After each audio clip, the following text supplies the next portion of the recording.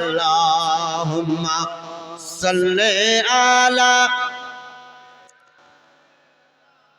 মাওলানা মুহাম্মদ ওয়ালা আলি সাইয়্যিদিনা মাওলানা মুহাম্মদ সাল্লাল্লাহু তাআলা আলাইহি ওয়াসাল্লাম। মুর্শিদ গ্রামে একজন বাবা আমার 500 টাকা দিয়েছেন। আল্লাহ তুমি তার দানকে কবুল করে নাও, তার রুজি রুটিতে এবং তার হায়াতে আল্লাহ তুমি বরকত দাও। যারা দাঁড়িয়ে আছেন, যুবকেরা দেখছি দাঁড়িয়ে আছে, একটু দাঁড়িয়ে না থেকে এই পাক মজলিসে বসে মজলিসটাকে একটু সুন্দর বানিয়ে নাও। যে মায়েরা আমার দাঁড়িয়ে আছেন, এই দেখেন অনেক জায়গা আছে, এসে চুপচাপ বসে যান। এই মজলিস হলো পাক মজলিস। এই মজলিসকে আমার নবী কি বলেছেন? জান্নাতের বাগান। কি বলেছেন? জোরে বলুন, জান্নাতের বাগান। কেন? কয়েকটি জায়গাকে নবী জান্নাতের বাগান বলেছেন। আল মসজিদ রাউযুম মিন রিয়াজিল জান্নাহ, নবী আমার বলেন মসজিদ হলো জান্নাতের বাগানের মধ্যে একটি বাগান। যেখানে আল্লাহ পাকের জিকির ও আজকার হয় সেই জায়গাকে নবীজি বলেছেন জান্নাতের বাগান। আজকে এখানে আপনি অনেক মাদ্রাসা তোলাবায়ে এজামকে দেখছেন, অনেক ওলামাকে দেখছেন, অনেক মুফতিয়ানে এজামকে দেখছেন, অনেক মুমিন মুসলমান একে অপরের মুখ চেহারা আমরা দেখছি, তাই না? আগামীকালকে পাবেন, যে পাওয়া যাবে, পাওয়া যাবে, যাবে না। আল্লাহু আকবার। দয়ার নবী আমার বলেন মান যারা আলিমা ফাকাদ যারানি। বলছে ওরে মুসলমান, তোমরা আলেমের কদরটা জানো না। কিন্তু মাদাপুরের লোক বলবে যে আলেমের কদর জানি না মানে আমরা আলেম তৈরি করার কারখানা বানিয়েছি। ये মাদ্রাসা আলেম তৈরি করার কারখানা। কোন ছেলে বিজ্ঞান পড়তে পারে, ইতিহাস পড়তে পারে, দর্শন পড়তে পারে, সায়েন্স পড়তে পারে, টেকনোলজি পড়তে পারে, কম্পিউটার পড়তে পারে, কিন্তু তার পড়ানে বালা এবং সে পড়ছে সে উত্তম হতে পারে না। কিন্তু আমার আকাকে জিজ্ঞাসা করুন, বিখ্যাত হাদিসের কিতাব মিশকাত শরীফ বাবুল ইলম, তার মধ্যে হাদিসটা বর্ণনা করা হয়েছে। আমার আকা বলেন, আমার রাসূলুল্লাহ বলেন খায়রাকুম মান তাআল্লামাল কুরআন ওয়া আল্লামাহু। বলতে তোমাদের মধ্যে উত্তম ব্যক্তি সে যে নিজে কোরআন পড়েছে এবং অপরকে কোরআন তালিম দিয়েছে। সুবহানাল্লাহ। নারায়ে তাকবীর, নারায়ে তাকবীর, নারা রিসালাত, নারা রিসালাত। উলামায়ে আহলে সুন্নাত, উলামায়ে আহলে সুন্নাত, নারায়ে তাকবীর। তো কোরআন যে নিজে শিখে এবং অপরকে শিক্ষা দেয় সে হলো সবচেয়ে উত্তম ব্যক্তি, সবচেয়ে উত্তম ব্যক্তি। আর সেই শিক্ষার স্থান, শিক্ষার পাঠস্থান, শিক্ষার কারখানা ये মাদাপুর মাদ্রাসা। জোরে বলুন সুবহানাল্লাহ। সুবহানাল্লাহ। আর এই মাদ্রাসা বানানে वाला আপনারা গরিব মধ্যম শ্রেণীর মুসলমানেরা। এই নিশ্চয় গ্রামাঞ্চল, এখানে কোনো বড় শিল্পপতি অবশ্যই নেই। মধ্যম শ্রেণীর এবং গরিব মুসলমানের 10, 20, 50, 1000, 10,000, 20,000, খুব বেশি হইলে 50,000। জি, এই আমাদের ক্ষুদ্র ক্ষুদ্র বিন্দু বিন্দু দানে তৈরি হয়েছে আজকে মাদাপুরের এই মাদ্রাসা, যাকে আমরা সিন্ধু বলতে পারি। জি, এইরকম আপনাদের বিন্দু বিন্দু দরকার। আমার অনেক দিনের বন্ধু মানুষ মৌলানা হেলালউদ্দিন সাহেবের সাথে জলসা করি, আপনাদের কাছে চাইছিলেন, উৎসাহিত আপনারা দিচ্ছিলেন, উৎসাহিত হয়ে আমিও ইনশাআল্লাহ আপনাদের কাছে আবেদন নিবেদন করব, দিতে হবে। তার সাথে সাথে জানেন, বাড়িতে আপনি যদি একটা আমের গাছ লাগান আর বাজার থেকে আপনি যদি 5 কিলো ওর চেয়েও ভালো আম কিনে আনেন, তো একবার আপনি আপনার মনকে জিজ্ঞাসা করবেন আপনার ওই গাছের আমটা খেতেই বেশি ভালো লাগে, তাই না? লাগে না? হ্যাঁ, এই যে আমের গাছ লাগিয়েছে মাদাপুর মাদ্রাসা, অনেক তালিবে ইলম, অনেক আলেম, অনেক মুফতির মুখে শুনছে, কিন্তু এই ছেলেরা কারি পাস করছে। 3 জনের মাথায় এইরকম পাক মোবারক দেওয়া হবে যে এই পাগড়ি কার? এই পাগড়ির সম্পর্ক আমার রাসূলুল্লাহর সাথে। একটা উদাহরণ দেই, আপনার আমার মাথায় যে টুপিটা আছে বাবা, স্বেচ্ছায় কোন মুসলমান ওই টুপিটাকে পায়ে লাগাতে পারবে? জি না। পায়ে লাগাতে পারবে, কিন্তু পায়ের মোজাটা মাথায় লাগাবে না, পায়ে পড়বে, তাই না? এটাও কাপড় ওটাও কাপড়, কিন্তু বলবেন যে মুফতি সাহেব ও কাপড় বটে, কিন্তু আমার রাসূলুল্লাহর সুন্নতের সঙ্গে ওর সম্পর্ক, আমার নবীর সুন্নতের সঙ্গে ওর কানেকশন। এই জন্য তো বলে উর্দুতে যে নিসবত সে শায়ে মুমতাজ হুয়া করতি হ্যায়, সম্পর্ক যদি কারোর সঙ্গে লেগে যায় তো এই সম্পর্কের কারণে ওই বস্তুর ভিন্নতা আর চলে আসে। সুবহান। যে তো এর কানেকশন আমার রাসূলুল্লাহর সুন্নতের সঙ্গে, এই জন্য আমি স্বেচ্ছায় হয়তো অনিচ্ছায় পা লেগে গেল, চুম্বন দিয়ে দেবো, আল্লাহর কাছে মাফি চাইবো, আলাদা ব্যাপার। স্বেচ্ছায় কোনো মুসলমান টুপিকে পায়ে লাগাতে পারে না। কেন পারে না? এই টুপি হলো আমার রাসূলুল্লাহর সুন্নাত। এই মাদ্রাসাকে নবী বলেছেন আমার ঘর। মাদ্রাসা সম্পর্কে ইনশাআল্লাহ আলোচনা শোনাবো। তবে বলছিলাম এই মজলিস যারা দাঁড়িয়ে আছে একটু এসে বসে যাও বাবা, খুব পাক মজলিস, সুন্দর মজলিস।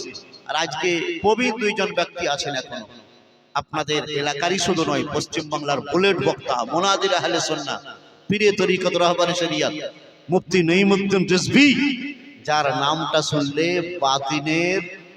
বাতিলের কেল্লায় থরথর করে কাঁপুনি আসে, তিনি আছেন।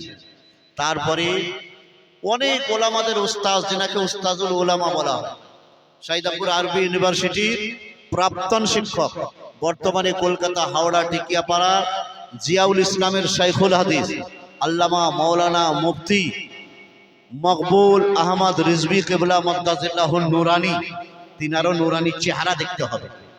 তো বলছিলাম এই মজলিসের জন্য নবী আমার কি বলেছেন?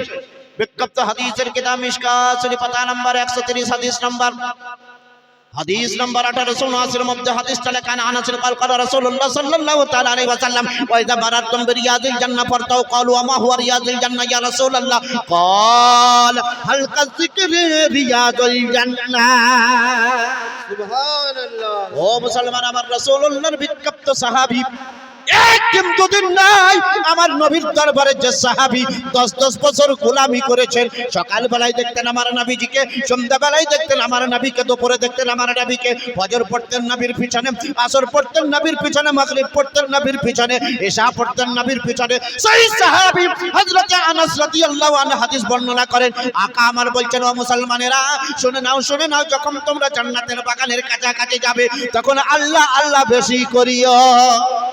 সুবহান। সাহাবারা বলে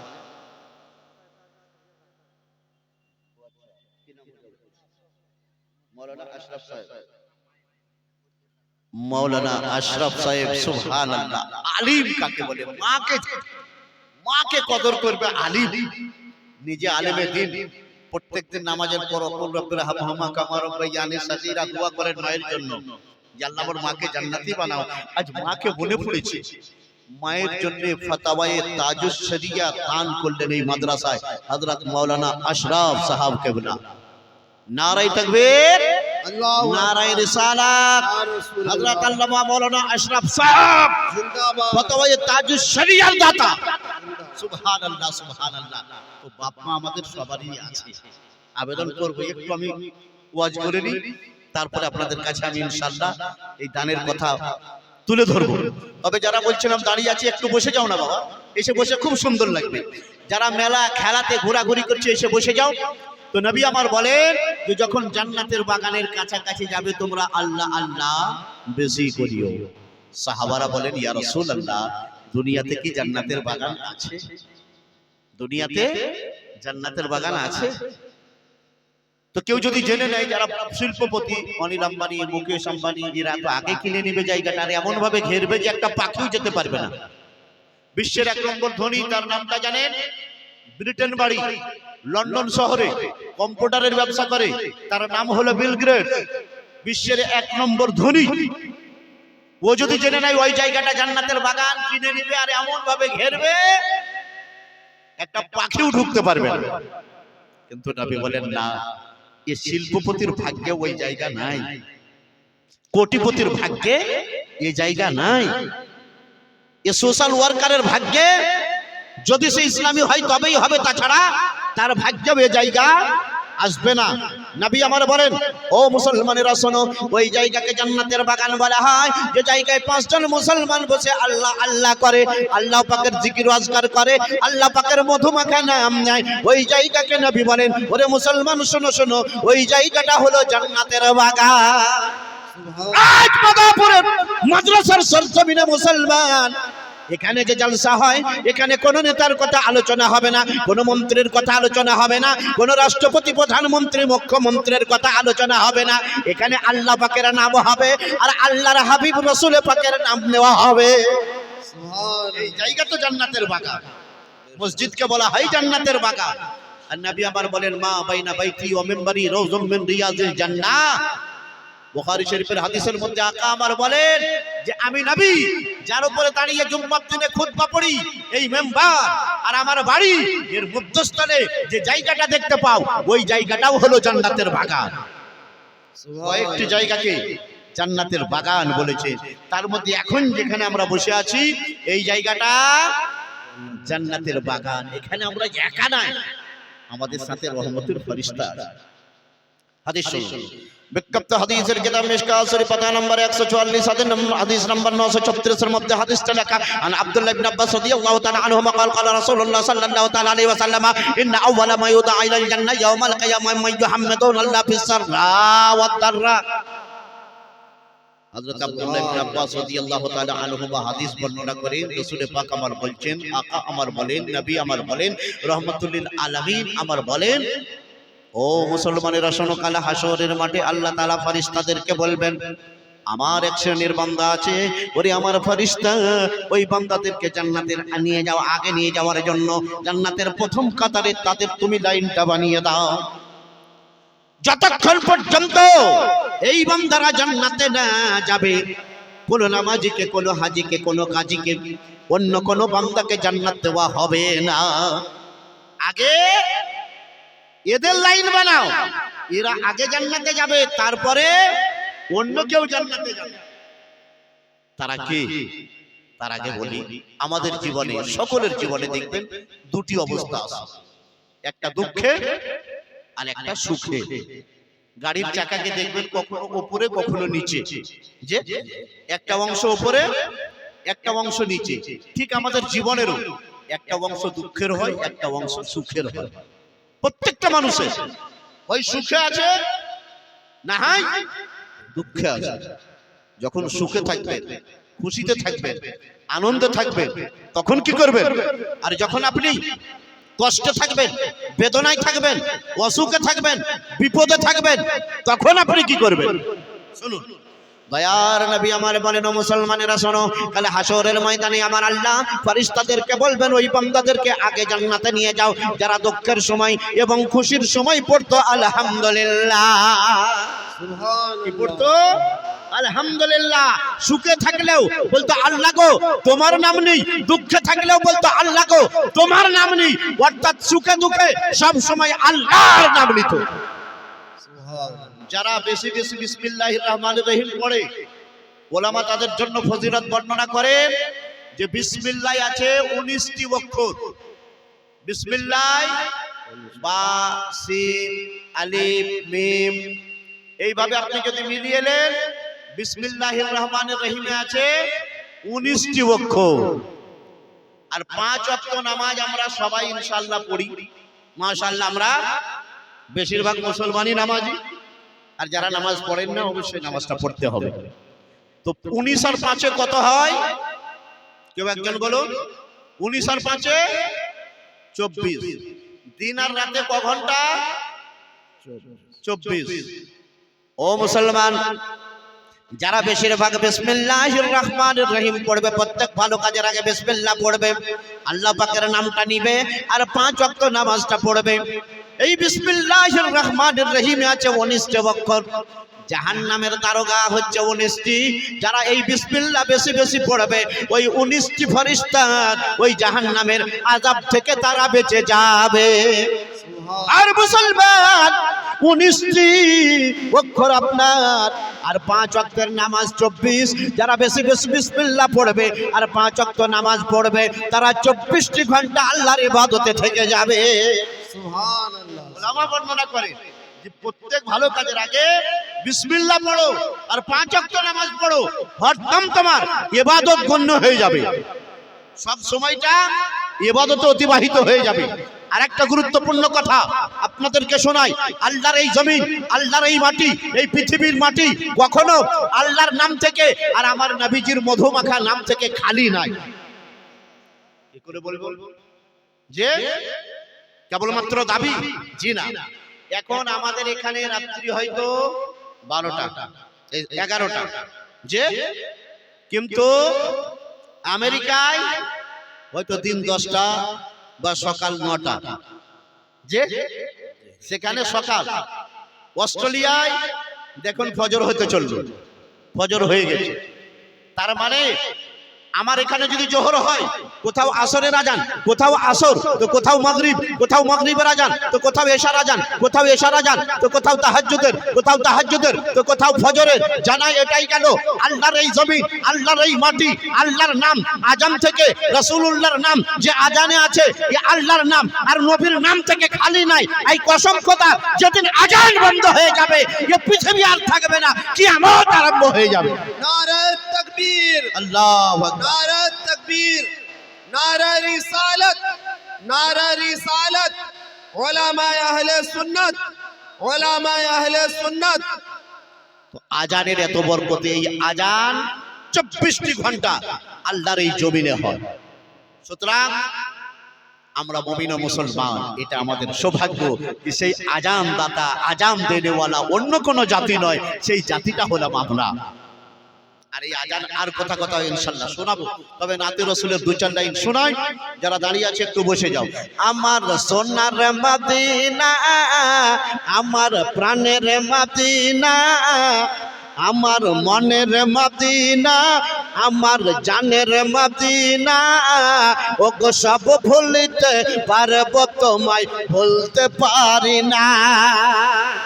আমার সোনার মদিনা, আমার জানের মদিনা, আমার প্রাণের মদিনা, ও গো সব ভুলিতে পারবো তোমায় ভুলতে পারি না।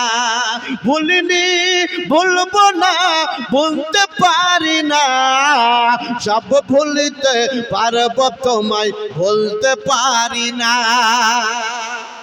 আমার সোনার মদিনা, আমার প্রাণের মদিনা, ও গো সব ভুলিতে পারবো তোমায় ভুলতে পারি না। ইয়াসরিব নামে ছিলে তুমি ওয়ালাখানের দেশ, বড়ই মারাত্মক যে ছিল তোমার পরিবেশ। নবীর পায়ের ধুলি পেয়ে, নবীর চরণ ধুলি পেয়ে হলো মদিনা, সব ভুলিতে পারবো তোমায় ভুলতে পারি না। আমার প্রাণের মদিনা, আমার সোনার মদিনা, ও গো সব ভুলিতে পারবো তোমায় ভুলতে পারি না। খোদার সৃষ্টির মধ্যে তুমি শ্রেষ্ঠ জামিন হও, আর সে আজমের চেয়ে শ্রেষ্ঠ তুমি হলে। তোমার বুকে আরাম করেন শাহে মদিনা, সব ভুলিতে পারবো তোমায় ভুলতে পারি না।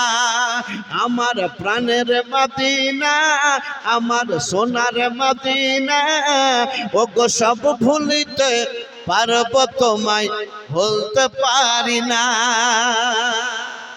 মুসলমান, এই কোরআনে মুকদ্দাস থেকে আয়াতে কারিমা পড়েছি 17 পারা, সূরা আম্বিয়া।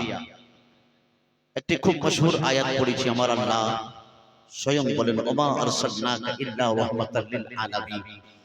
কোরআনে মুকদ্দাস এমন কিতাব, সারা বিশ্বকে চ্যালেঞ্জ করে, জালিকাল কিতাবু লা রাইবা ফীহি। কোরআন কি জিনিস জানেন?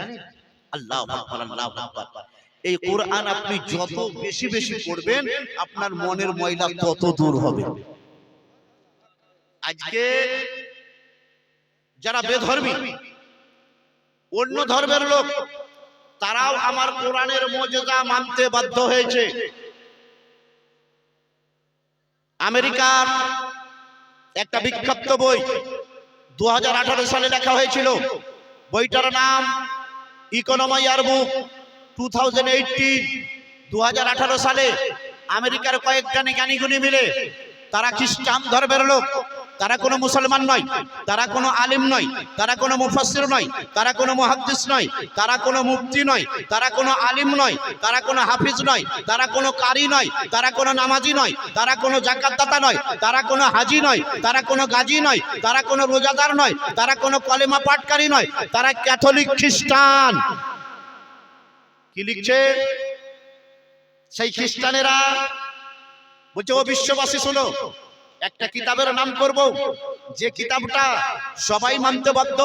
বলছে সারা বিশ্বের বুকে প্রেসে যে কিতাবটা বেশি ছাপানো হয় সেটা জিন্দাবেস্তা নয়, গ্রন্থ সাহেব নয়, ত্রিপঠক নয়, খ্রিস্টানদের ধর্মগ্রন্থ বাইবেল নয়, ওল্ড টেস্টামেন্ট নয়, নিউ টেস্টামেন্ট নয়, গীতা নয়, মহাভারত নয়, বাইবেল নয়, ইঞ্জিল নয়, তৌরাত নয়, জবুর নয়। বলছে সারা বিশ্বে প্রেসে যে বইটা বেশি ছাপানো হয় সেটা হলো মুসলমানদের আল কোরআন। জোরে বলুন, আরেকটু জোরে বলুন সুবহানাল্লাহ। খ্রিস্টানেরা বলে যে সারা বিশ্বে যে কিতাবটা প্রেসে বেশি ছাপানো হয় সেটা মুসলমানদের আল কোরআন। এখানেই শেষ নয়, আরো কি বলেন যে সারা বিশ্বের লোকেরা যে কিতাবটা বেশি পড়ে, সারা বিশ্বের লোকেরা যে কিতাবটা বেশি তেলাওয়াত করে সেটা জিন্দাবেস্তা নয়, গ্রন্থ সাহেব নয়, ত্রিপঠক নয়, তৌরাত নয়, জবুর নয়, ওল্ড টেস্টামেন্ট নয়, নিউ টেস্টামেন্ট নয়, সেই কিতাবটার নাম হলো মুসলমানদের আল কোরআন। সারা বিশ্বের লোকেরা এই কিতাবটা বেশি তেলাওয়াত করে। ও মুসলমান, আরো কি বলে? বলে ও মুসলমান, তোমাদের কিতাব এমন একটা কিতাব, তোমাদের কোরআন এমন একটা গ্রন্থ যে গ্রন্থের কোনো তুলনা নাই। নওশাদ শেখ 500 টাকা দান করে, আল্লাহ নওশাদ শেখ, আল্লাহ গো তুমি তার দানকে কবুল করে নাও, তার রুজি রুটিতে বরকত দাও, আল্লাহ গো তুমি তার হায়াতকে দারাজ করে দাও, আমিন আমিন। এই খ্রিস্টানেরা আরো কি বলে?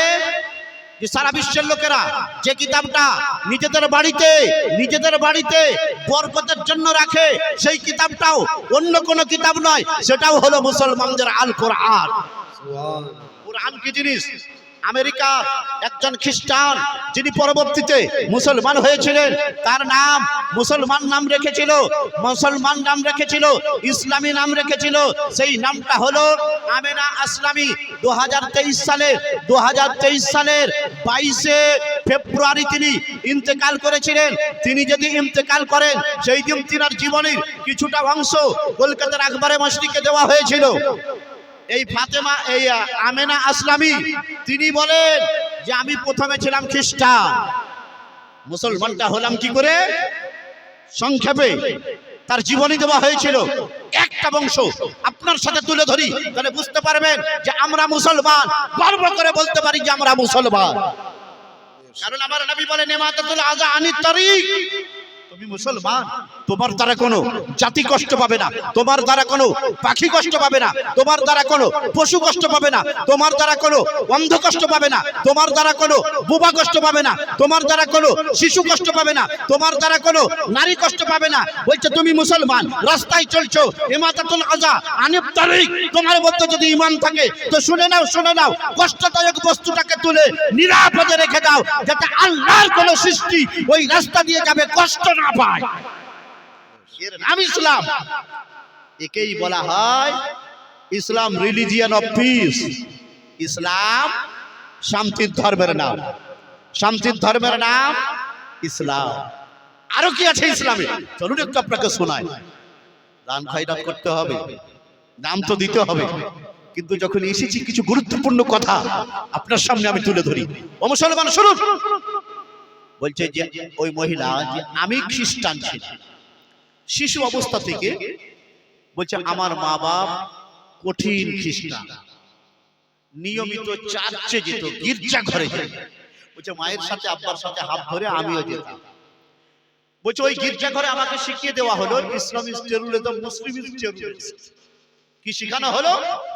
যে ইসলাম অন্যায় করে, ইসলাম সন্ত্রাসের কাজ করে, ইসলাম নোংরা কাজ করে, আর যারা মুসলমান তারা সন্ত্রাসী, অন্যায় মুসলমান করে, চুরি ডাকাতি মুসলমান করে, নরহত্যা মুসলমান করে, পাপের কাজ মুসলমান করে। বলছে শিশু অবস্থায় আমার মেমোরিতে এটা ভরে দেওয়া হয়েছে।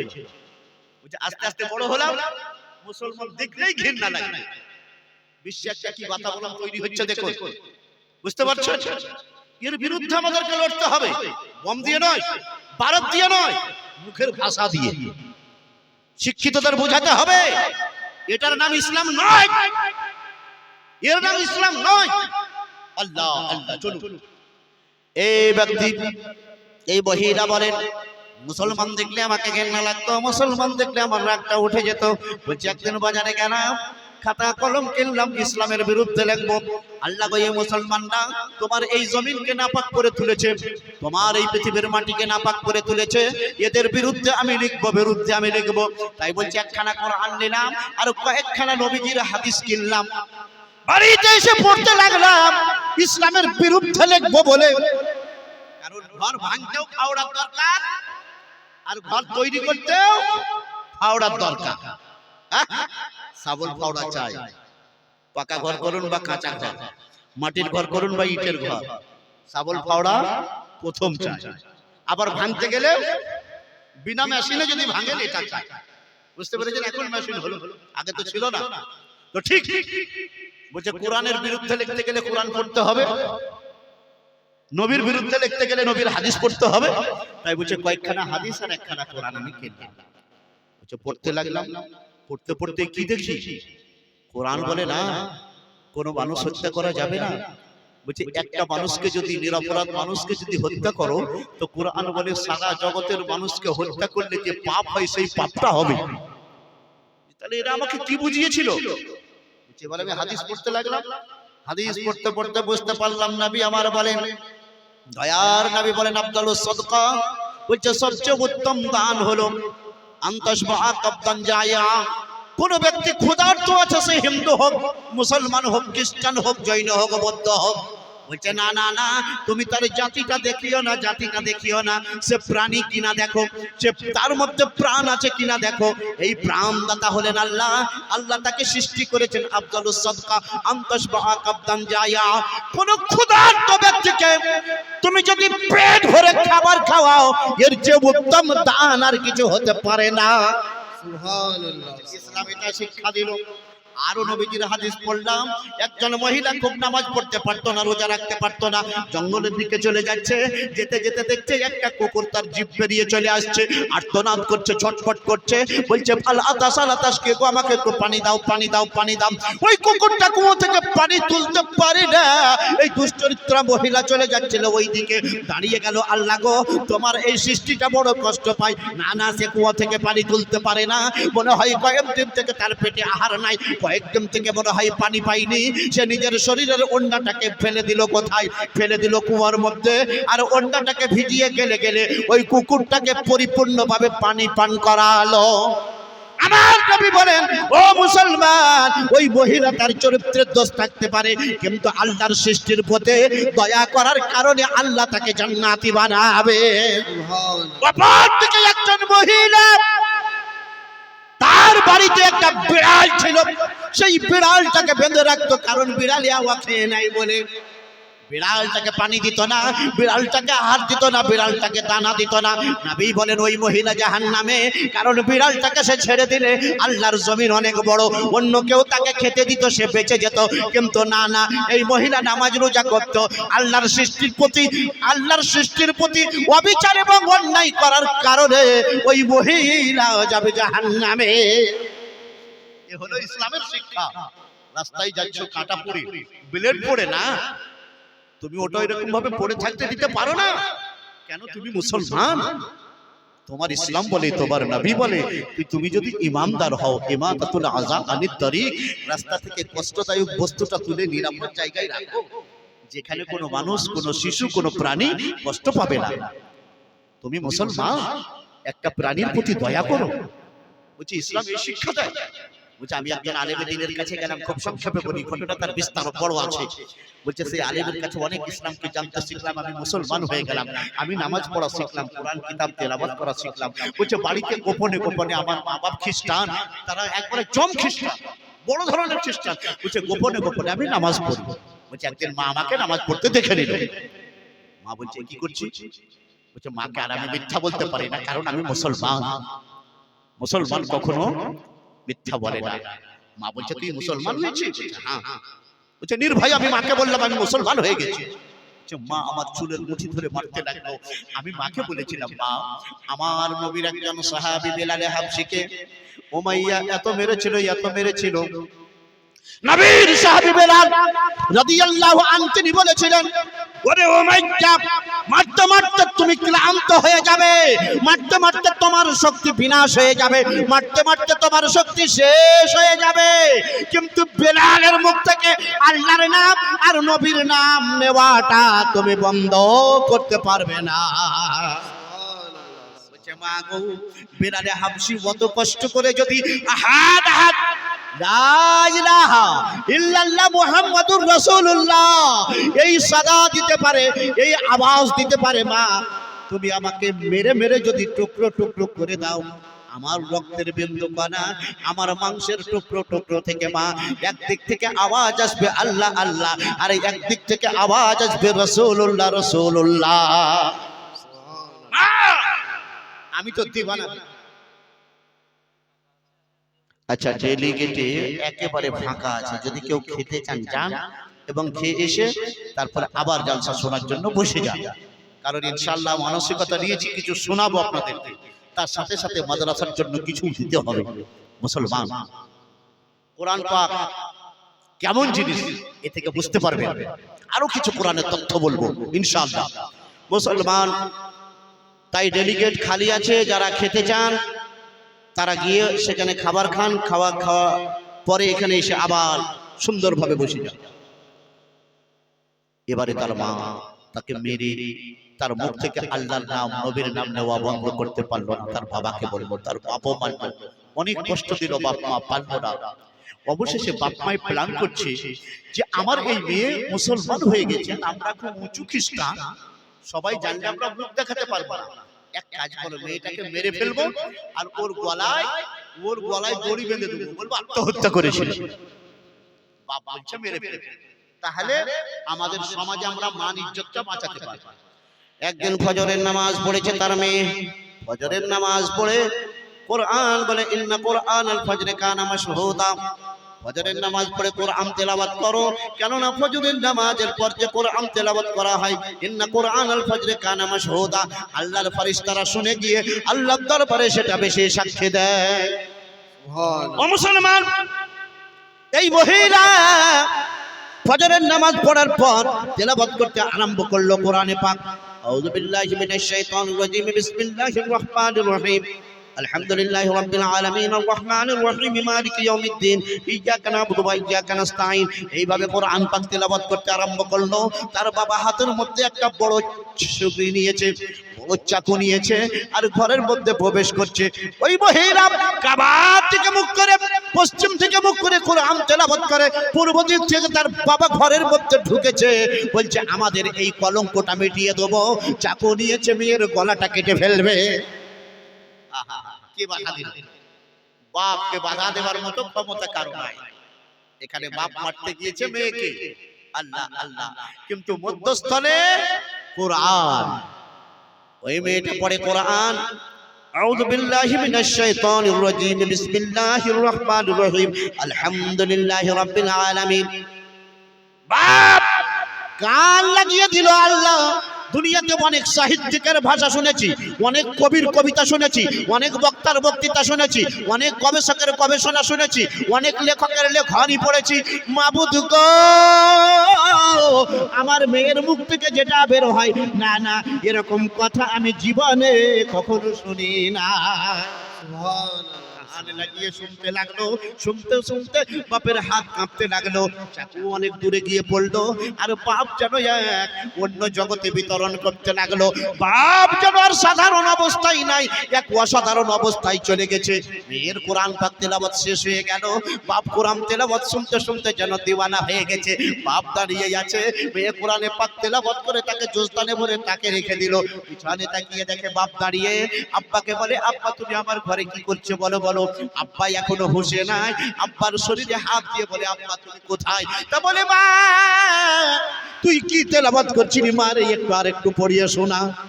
বলছে, আব্বা এই ভোরবেলায় তুমি আমার ঘরে? তুমি তো অনেক বেলাতে ওঠো। আব্বা চাকু ওই দূরে পড়ে বাপ কাঁদতে আরম্ভ করলো। বাপের চোখ থেকে পানি ঝরছে। আল্লাহ, এই কোরআনের তেলাওয়াত যদি আমি না শুনতাম তাহলে হয়তো আমার মেয়েটাকে এখন আমি মেরে ফেলতাম, কিন্তু আল্লাহ তুমি এই তেলাওয়াত আমাকে শুনিয়েছো, আমার মেয়েকে তুমি বাঁচিয়েছো। বাপের চোখ থেকে অশ্রু ঝরছে। মেয়েটা বলছে, আব্বা তোমার চোখে পানি কেন ঝরে? তা বলছে, মারে শুনবি? ও চাকু কেন? আমি তোকে মারতে এসেছিলাম, কারণ তুই মুসলমান হয়ে গেছিস, আমরা নিজের কলঙ্ককে বাঁচাতে চেয়েছিলাম। বলছে, তাহলে মারো। কে বাধা দিল তোমাকে? কেটে দাও আমার গলা, কিন্তু হ্যাঁ আমাকে কাফন পরিয়ে মুসলমানদেরকে দিও, তারা জানাজা পড়ে আমাকে দাফন করবে কবরে। বলছে, মারে এরকম কথা বলিস না, এ তুই কি তেলাওয়াত করছিলি? যখন ঘরের মধ্যে মা আমি প্রবেশ করলাম, আর তোর মুখে যখন আমি ওই বাণীগুলো শুনতে লাগলাম, মা আমার কানটা তোর দিকে চলে গেল, আমার হৃদয়টা তোর দিকে চলে গেল, আমার মনটা ওই আওয়াজের দিকে চলে গেল। আর ওই আওয়াজ শুনতে শুনতে আস্তে আস্তে আমি আর স্থির থাকতে পারলাম না, আর আমি সাধারণ অবস্থায় থাকতে পারলাম না। তারপরে আমার কি হয়েছে মারে আমি জানি না। এ চাকু কিভাবে পড়লো, এ চাকু কত দূরে পড়লো, আর আমি কোথায় আছি আমি কিছুই জানি না মারে। আরেকটু আমাকে তেলাওয়াত করে শোনা। মেয়ে বুঝতে এটাই পারলো, আল্লাহ গো সুবর্ণ সুযোগ, বাপকে হেদায়েত তুমি দিবে। কোরআনে পাক বের করলো, আর তেলাওয়াত করে সূরা বাকারা শোনালো, সূরা ইয়াসিন শোনালো, সূরা রহমানের কিছু আয়াত শোনালো, আর সূরা ইখলাস কুল হু আল্লাহু আহাদ শোনালো, ফালাক শোনালো, নাস শোনালো। বাপ যেন দিওয়ানা হয়ে গেছে, আর বাপ বলছে, মারে আমি আর থাকতে পারবো না, তোমার মতো আমাকেও কলেমা পড়িয়ে মুসলমান বানিয়ে না। ও মুসলমান, এ হলো কোরআনের মুজিজা। হযরতে ওমর রাদিয়াল্লাহু আনহু বোনকে মারতে গিয়েছিল, সূরা তাহার 8টি আয়াত শুনে মুসলমান হয়েছিল। কোরআন এমন হাড়ে অন্তরে হৃদয়ে বাস করতে পারে সঠিকভাবে যদি আপনি শুনেন। এ হলো কোরআনের আকর্ষণ। কোরআনের আরেকটা মুজিজা বলবো, আল্লাহ গান্ধীজির জীবনী বলুন, রবি ঠাকুরের লেখা বই বলুন, আর গীতাঞ্জলি বলুন, আর যে বই বলুন, একবার পড়বেন দ্বিতীয়বার পড়তে অত ভালো লাগে না। লাগে? কিন্তু টরন্টো বিশ্ববিদ্যালয়ের ডক্টর স্মিথ, আমেরিকা, আমরা তো বলি বিশ্বে জ্ঞানীগুণীগণ আছে, হ্যাঁ, টরন্টো বিশ্ববিদ্যালয়ের ডক্টর স্মিথের কথাটা বলছে। বলছে, কোরআন আমি একবার নয় কয়েকবার পড়েছি, কিন্তু এই বইয়ের মধ্যে হৃদয়ে হাড়ে কি যে একটা কানেকশন, বলছে সেটা আমি জানি না। বলছে এই বই একবার পড়ি, দ্বিতীয়বার পড়লে আরো বেশি ভালো লাগে, তৃতীয়বার পড়লে আরো বেশি ভালো লাগে। বাস্তব এটাই। আরেকটা কি বলছে? বলছে দুনিয়াতে অনেক ধর্মগ্রন্থ আছে, কিন্তু যত হাফিজ কোরআনের মুখস্থ করনেওয়ালা দুনিয়াতে যত আছে, অন্য কোন কিতাবে তার এক পয়সাও নাই। কোরআনের হাফিজ, কোরআনের মুখস্থকারী একজন দুজন নয়, সারা বিশ্বে কয়েক কোটি হবে। সারা বিশ্বে 700 কোটি মানুষ আছে, তার মধ্যে কয়েক কোটি হাফিজে কোরআন আছে। এই 4-15 দিন পর কোরআনের তেলাওয়াত প্রত্যেকটা মসজিদে খতমে তারাবিতে আরম্ভ হয়ে যাবে। যে এ হলো কোরআনের জিন্দা মুজিজা। তাই ওই মহিলা তিনি বলছেন, আমার বাপ আলহামদুলিল্লাহ মুসলমান হয়ে গেলেন, আমার মা তাকেও কোরআন শোনালাম, মুসলমান হয়ে গেল, আমার খালা মুসলমান হয়ে গেল। বলছে এইভাবে আমাদের বংশের অনেক জ্ঞানীগুণীকে আমি মুসলমান বানালাম, আমেরিকার অনেক বুদ্ধিজীবী মহিলাদেরকে আমি মুসলমান বানালাম। আর আমি এটাই চিন্তা করলাম যে কোরআন সম্পর্কে, ইসলাম সম্পর্কে, নবী সম্পর্কে একটা ভুল বার্তা দেওয়া হয়, একটা ফলস মেসেজ দেওয়া হয়, Islam is terrorist, Muslim is terrorist, বলছে এর মোকাবিলা করতে হবে। তাই বলছে আমি একটা সোসাইটি বানালাম, আমেরিকান মুসলমান উমেন সোসাইটি, আর আমি এই প্রচার করতে লাগলাম ইসলাম রিলিজিয়ন অফ পিস, ইসলাম শান্তির ধর্মের নাম হলো ইসলাম। नारे तकबीर, नारे तकबीर, नारा रिसालत, नारा रिसालत, उलमाए अहले सुन्नत, उलमाए अहले सुन्नत, हजरत अल्लामा मौलाना मुफ्ती नियाज अहमद साहेब। আচ্ছা, কোন মুসলমান এমন নাই তার আব্বা মারা গেছে, বাপ মারা গেছে, ও মুসলমান, বলছিলাম বাপের নামে 500, মায়ের নামে 500, 1000 টাকা মাদ্রাসায়। দয়ার নবী আমার বলেন কাল হাসরের ময়দানে দেখবে এক বান্দা সে জান্নাত পেয়েছে, ইন্নাল আবদাস সালিহা লা ইয়ারফাউ দারাজা ফিল জান্নাহ ফায়াকুলু আন্না লি হাযা ইয়া আল্লাহ। এক ব্যক্তিকে আমার আল্লাহ জান্নাত দান করবেন, আর জান্নাত দান করার পরে জান্নাতে এত ভালো আসন দেবেন, এত ভালো আসন দেবে, সে চিন্তা ভাবনা করতে পারবে না যে আমি এত ভালো আসন পেতাম। তাই সে বলবে আল্লাহ গো, আমি এত নেকির কাজ করিনি, এত নেকির কাজ করিনি, আমি এত উঁচু জান্নাতে আসন কি করে পেলাম? আল্লাহ হয়তো টেনে টুনে আমি জান্নাত পেতাম। মাধ্যমিকে একটা ছেলে পরীক্ষা দিয়ে এবার সে দেখছে যে একবারে 90 এ পেয়েছি, আমি 85, বুঝতে পেরেছে, কিন্তু ওর ধারণা ছিল খুব বেশি হইলে আমি 35 থেকে 40 পাবো। এ 85 যদি পাই তাহলে মনে মনে তো প্রশ্ন করবে যে বাকি 45টা কোথা থেকে এলো, যে ঠিক এ 45 বেশি পেয়েছে। তাই বলছে আন্না লি হাযিহি ইয়া আল্লাহ, ওগো আমার মাবুদ, ওগো আমার খালিক, ওগো আমার স্রষ্টা, ওগো আমার আল্লাহ, তোমার দয়ার কোনো শেষ নাই, শেষ নাই। তুমি আমাকে দয়াতে দিলে না অন্য কোনো কারণে আমাকে জান্নাতে এত মতো আসন দিলে?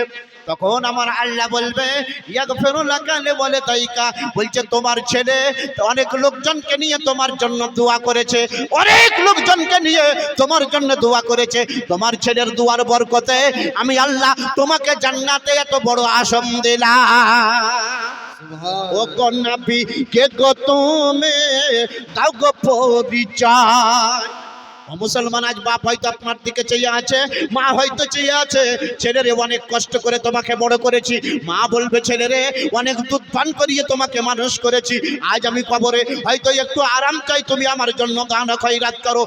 এক ভাই বাবার জন্য 500, মায়ের জন্য 500, কেউ নাই নবীর মাদ্রাসায় দিবেন।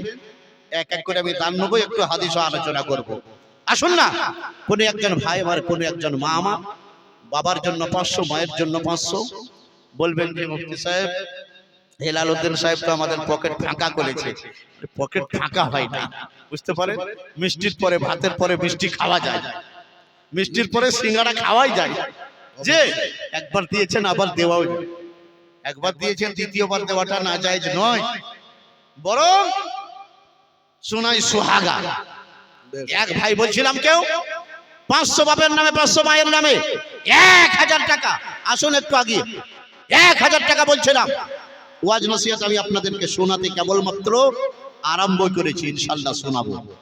বলছিলাম বাপের জন্য 500, মায়ের জন্য 500, মন খুলে দোয়া করব, আর সেই দোয়াতে আপনি শামিল থাকবেন, বাপ মা হয়তো এই কারণে জান্নাতি হয়ে যাবেন। সুবহানাল্লাহ। কি নাম? একবার হাত মেলান। সুবহানাল্লাহ। আসুন মুসাফা করেন। সুবহানাল্লাহ, সুবহানাল্লাহ। উনি বলবেন না তো আমরা বলে দিব। নাজিমউদ্দিন সাহেব। সুবহানাল্লাহ। আরেকটা নাজিমউদ্দিন সাহেব, নারে তাকবীর, নারে রিসালাত। 1100 টাকার দাতা। আল্লাহ গো নাজিমউদ্দিন সাহেবের বাপ মাকে তুমি জান্নাতি বানিয়ে দাও, তার কবরকে জান্নাতের বাগান বানিয়ে দাও। আল্লাহ তুমি তার বাপ মাকে জান্নাতি পোশাক পরিয়ে দাও। আমিন আমিন। কোন মা আমার বাপের নামে 500, মায়ের নামে 500। সুবহানাল্লাহ। নাজিমউদ্দিন সাহেবের কাছে খুব বেশি না, 100 দাবি করেছিল, আরেকজন 1000, আরেকজন দেখুন সুবহানাল্লাহ। হ্যাঁ, আর 300 বাকি লিখে দেন। হ্যাঁ, কি নাম আপনার? শোয়েব আলী হাজি, হাজি শোয়েব আলী সাহেব 800 টাকা দিয়েছেন। আল্লাহ তার দান কবুল করে নাও। আর সুবহানাল্লাহ। নানা নানির নামে 500, দুজনের নামে 500। কাউকে বাদ এই নানি বেশি ভালোবাসতো না, হাত মেলাও। 500 টাকা না আসলে লিখে নাও, এক ব্যাগ সিমেন্ট দিবা না, এক ব্যাগ সিমেন্ট দিবা, আর সিমেন্টটা দিবা না। সুবহানাল্লাহ। কি নাম তোমার? ইব্রাহিম। ইমরান। সুবহানাল্লাহ। দাদার নামে 500, দাদির নামে 500, নানা নানির নামে 500, আল্লাহ 1500 টাকা দিয়ে চাল্লা, হাজি সাহেব দিয়ে চাল্লা, যারা তোমার নবীর মাদ্রাসায় দান করে চাল্লা, তার বাবা মা, তার দাদা দাদি, নানা নানির কবরটা জান্নাতের বাগান বানিয়ে দাও, আমিন আমিন। সামেদ শেখ 500 টাকা দিয়েছে। আচ্ছা, সামিদ শেখ 500 টাকা আর 20 কেজি গম দিয়েছেন। আর মুয়াজ্জিন হেমাজউদ্দিন 25 কেজি গম দিয়েছেন। আল্লাহ তার দানকে কবুল করে দাও। সুবহানাল্লাহ। এ দেখো মা আমার দিবে। সুবহানাল্লাহ, সুবহানাল্লাহ। সিরাজুল 1000 টাকা দিয়েছেন। আল্লাহ গো তার দানকে তুমি কবুল করে নাও। আপনার নাম বাবলু? বাবলু শেখ, বাপের নামে 500 টাকা দিয়েছেন। আল্লাহ তুমি তার বাবার কবরটাকে জান্নাতের বাগান বানিয়ে দাও। একজন মহিলা মা আমার এখানে থাকিয়া 2200 টাকা দাম দিল নবীর মাদ্রাসা লাগিয়া, যে উদ্দেশ্যে যে নিয়তে করে গেল দান, তার দান কবুল করো ও গো রহমান। আমি নই আমিন খোদা, আমি নই আমিন, মোদের দোয়া কবুল করো রব্বুল আলামিন। এক ব্যক্তি 500 দিয়েছেন। আল্লাহ গো তার দানকে কবুল করে নাও। একজন মা আমার দিয়েছেন 200 টাকা। আল্লাহ তার দান কবুল করে নাও গো আল্লাহ। তুমি তার রুজি রুটিতে বরকত দাও, বিপদ আপদ দূর করে দাও। কিন মোহাম্মদ দান করেছেন 500 টাকা। আল্লাহ গো যে উদ্দেশ্যে যে নিয়তে করে গেল দাম, তার দান কবুল করো ও গো রহমান। আমি নই আমিন খোদা, আমি নই আমিন, মোদের দোয়া কবুল করো রব্বুল আলামিন। পারবি না মা আমার এখানে থাকিয়া 500 টাকা দাম দিল মাদ্রাসা লাগিয়া, যে উদ্দেশ্যে যে নিয়তে করে গেল দান, তার দান কবুল করো ও গো রহমান। আমি নই আমিন খোদা, আমি নই আমিন, মোদের দোয়া কবুল করো রব্বুল আলামিন। আজি আমি নারে ঘরে, আজি আমি নারে ঘরে, হুরি পুরি রে মেলা রে, নূরের দলাই দলেন নবী, নবী সাল্লাল্লাহু আলাইহি রে। আজি আমি নারে ঘরে, আজি আমি নারে ঘরে, হুরি পুরির মেলা রে। 1000 ভাই 1100 করে বলছিলাম। আসুন আপনাদেরকে হাদিস শোনাই। আমার নবীর নামে আল্লাহ পাক কত রহমত রেখেছেন, কত বরকত রেখেছেন। বিখ্যাত হাদিসের কিতাব মিশকাত শরীফ, পাতা নম্বর 87, হাদিস নম্বর 887 এর মধ্যে হাদিসটা লেখা। আনা আনাস قال قال رسول الله صلى الله تعالى عليه وسلم من صلى عليه صلاه واحده صلى الله عليه عشر صلوات وتتن وعشر خطيئات ورفعت له عشر درجات। সুবহানাল্লাহ। মুসলমান, আমার নবীর নামে আল্লাহ পাক কত রহমত ও বরকত রেখেছেন। আমাদের দেশের একজন কবি, বাংলাদেশ যাকে জাতীয় কবি বানিয়েছে, তার নাম হলো কবি কাজী নজরুল ইসলাম।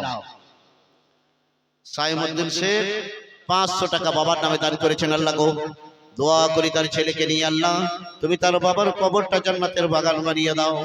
আল্লাহ গো জানি না তার বাপ কবর কি হালে আছে, আল্লাহ তার বাবাকে জান্নাতি পোশাক পরিয়ে দাও। আল্লাহ গো তার বাবার জীবনের সাজিরা কবিরা জানা বাজানা সব গুনাহগুলোকে আল্লাহ তুমি maaf করে দাও, আমিন আমিন। রাসূলে পাক তিনার নাম পাকের মধ্যে আল্লাহ পাক কত রহমত ও বরকত রেখেছেন। তো আমাদের দেশের কবি বাংলাদেশ থেকে বানিয়েছেন জাতীয় কবি। আর আমাদের দেশে এই কবির উপাধি দেওয়া হয়েছে বিদ্রোহী কবি। তার নাম হলো কবি কাজী নজরুল ইসলাম। আসানসোলের চুরুলিয়ায় তার বাড়ি, এই পশ্চিম বাংলা। অগ্নিবীণা বলে কবিতার বিখ্যাত বই লিখেছেন। সুবহানাল্লাহ। আমাদের দেশের সিএম ওই অগ্নিবীণা নামে, তিনি যখন রেল মন্ত্রী ছিলেন, একটা রেলের নাম রেখেছেন অগ্নিবীণা। আসানসোল থেকে কলকাতা হাওড়া আসে অগ্নিবীণা ট্রেন। এই অগ্নিবীণা নামটা কোথা পেলেন? কাজী নজরুল ইসলামের একটা লেখা বই অগ্নিবীণা, সেই নামটা তিনি দিয়েছেন। কবিকে বড় ভালোবাসে এই কবি। আমার নবী সম্পর্কে কি বলছেন দেখুন, হাদিসটা তো শোনাবো। নবী মর পরশমণি, জোরে বলুন। নবী মার ঘুম লাগছে? ঘুমোলে তো হবে না আজকের রাত, আনন্দের রাত, বড় সুন্দর দৃশ্য দেখার। একটু পরেই তো ছেলেদের মাথায় দাস্তার দেওয়া হবে। যার কারিগর আপনারা, আলেম ওলামা রাত দিন পরিশ্রম করেছে, কিন্তু করিয়েছেন আপনারা। হ্যাঁ, কোন আলেম সাহেব হয়তো পড়াইছেন, সেক্রেটারি সাহেব এসে বলছে, হুজুর আপনি ফাঁকি কেন দিচ্ছেন? আর সেক্রেটারি কে বানিয়েছেন? আপনারা। তাহলে কারিগর আপনারা, তাই না? নবী মর পরশমণি, নবী মর সোনার খনি, নবীর নাম জপি যে জন সে তত জাহানের ধনী নবী মোর পরশমণি নবী মোর সোনার খনি নবীর নাম জপি যে জন সে তত জাহানের ধনী ও নামে মধু মাখা ও নামে জাদু রাখা ওই নামের দরুদ পড়েন মওলাই আমার কাদের গনে ও নামে সুর ধরিয়া পাখি যাই গান করিয়া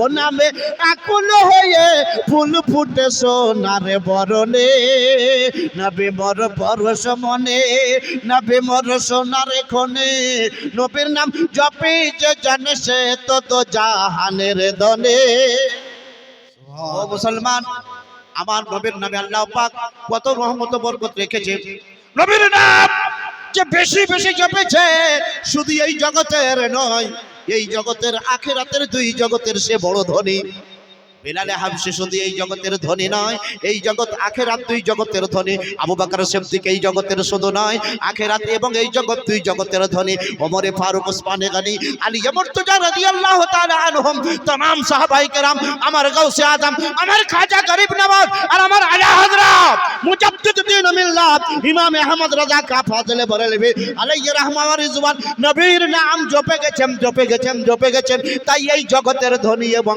আখিরাতেরও ধনী তারা এই জগতের ধনী এবং আখিরাতের ধনী দান বন্ধ হয়ে গেল যে বন্ধ হলে তো চলবে না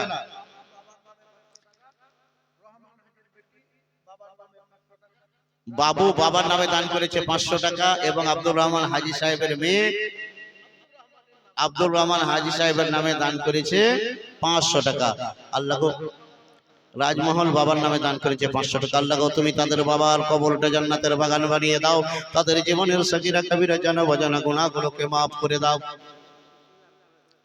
আমিন ও বাবা একটু চশমা লাগে তো নামটা আপনি বলেন আস্তে আস্তে বলেন আমি ফটাফট বলছি সুবহান বেনামি 100 টাকা একদম দিয়েছেন আল্লাহ তার দানটা তুমি কবুল করে নাও আমিন আমিন সাইন 100 মুস্তাকিম 100 আশরাফুল 700 টাকা মোহাম্মদ আসিফ শেখ 500 টাকা বেনামে 2000 দিয়েছেন একজন আমজাদ শেখ ও মাজরুল শেখের নামে জীবন শেখ 1500 টাকা দান করেছে রিজিয়া 200 টাকা দান করেছে সানোয়ার শেখ 400 টাকা দান করেছে বেনামে 200 টাকা দিয়েছেন রাসূল পাকের নামে 300 টাকা একজন দান করেছেন নবীর আমার বড় আশিক আবু তাহের শেখ 1000 টাকা দিয়েছেন সোহেল রানা 500 টাকা আল্লাহ গো তুমি তাদের দানকে কবুল করে নাও মায়েরা একখানা করে কালাম পাকের হাদিয়া কোরআনে পাক হলো 30টি পারা কোরআনে পাক 30 পারা সূরা কতটা আছে 114টা কোরআনে পাকে 114টা সূরা আছে সবচেয়ে ভালো সূরা সবচেয়ে উত্তম সূরা সবচেয়ে আসান সূরা একটা সূরার নাম শোনাবো আর এই সূরার বরকতের কথা বলবো মা আমার একখানা করে কালাম পাকের হাদিয়া এখন 500 এই কোরআনে পাক কাল হাসরের মাঠে তোমার জন্য শাফাআত করবে এটা আমার বাবার কথা নয় আমার নবীজির কথা হাদিস শুনুন বিখ্যাত হাদিসের কিতাব মিশকাত শরীফ পাতা নাম্বার 494 হাদিস নাম্বার ও মুসলমান 5322 এর মধ্যে হাদিসটা লেখা আন আবি উমামা বাহিনী রাদিয়াল্লাহু তাআলা আন قال রাসূলুল্লাহ সাল্লাল্লাহু আলাইহি ওয়াসাল্লাম ইকরাউল কুরআন ফাইন্নাহু ইয়াতি ইয়াউমাল কিয়ামাহ শাফিআন লিআহলিহি বলেন ও মুসলমানেরা তোমরা কোরআন তেলাওয়াত করো না কোরআন তেলাওয়াত ভুলে যেও না কোরআনকে ভুলে যেও না কোরআনকে ছেড়ে দিও না কোরআন তোমরা তেলাওয়াত করো কারণ যারা কোরআন তেলাওয়াত করবে এই কোরআন তাদেরকে কাল হাসরের মাঠে ভুলবে না এই কোরআন তাদেরকে সুপারিশ করাবে আল্লাহর দরবারে আর আল্লাহর দরবারে শাফাআত করে এই কোরআন তাদেরকে জান্নাতে নিয়ে যাবে এই কোরআন আপনাকে কবরে একা ছাড়বে না তাই মায়েরা যে কোরআন তোমার হাসরের মাঠে শাফাআত করবে কবর তোমাকে বাঁচাবে আযাব থেকে ও আমার মায়েরা বাবারা একখানা করে কালাম পাকের হাদিয়া আমি নেব আর 30 জনের কাছে 500 করে টাকা 30 জনের কাছে এক এক করে তৈরি হয়ে যায় মায়েরা না থাকলে নামটা লিখে পাঠাও আর ঠিকানাটা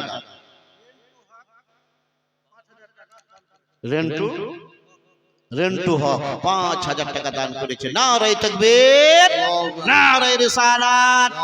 রেন্টু হক বাবার নামে দান করেছে 5,000 টাকা। আল্লাহ তার দানকে কবুল করে নাও, তার রুজি রুটিতে বরকত দাও। আমিন আমিন আমিন। মা আমার চাইছিলাম কোরআনে পাকের একখানা কোরআন পাকের হাদিয়া 500 টাকা। এই 500 টাকার বিনিময়ে তুমি তার শাফাত পেয়ে জান্নাতি হয়ে যাবে। আর এই 500 টাকার বিনিময়ে কবরে যখন তুমি একা যাবে, দুই দিক থেকে মাটি যখন চাপ দেবে, মাটিকে এই কোরআন বলবে, না না এই বান্দাকে একা মনে করো না, এই বান্দা দুনিয়াতে আমাকে ভুলে যায়নি। দেখুন একজন এসে গেছেন, মাশাআল্লাহ, একটু মুসাফা করো। কি নাম? সাইফুদ্দিন বাবা। সাইফুদ্দিন বাবা আমার কোরআনে পাককে ভালোবাসে, আমার নবীকে ভালোবাসেন, আল্লাহকে ভালোবাসেন। 500 টাকা দিয়ে গেছেন একখানা কালাম পাকের হাদিয়া। আসুন মায়েরা বাবারা একটু একটু করে জোড় হয়ে যান, একখানা করে কালাম পাকের হাদিয়া তোমার বাপের নামে মায়ের নামে দোয়া পর্যন্ত করা হবে। সুবহানাল্লাহ। খায়রুল শেখ তার বাবার নামে দান করেছে একখানা কালাম পাকের হাদিয়া 500 টাকা। আল্লাহ গো তার দাম তুমি কবুল করে নাও। এ দুটো হলো 30 তো হতেই হবে মায়েরা।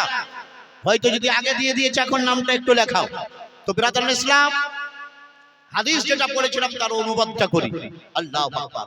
তবে বলে দিই, কোরআন পাকের একটা সূরা, সবচেয়ে ছোট সূরা আকার এবং আয়তনের দিকে, সেই সূরার নাম সূরা ইখলাস।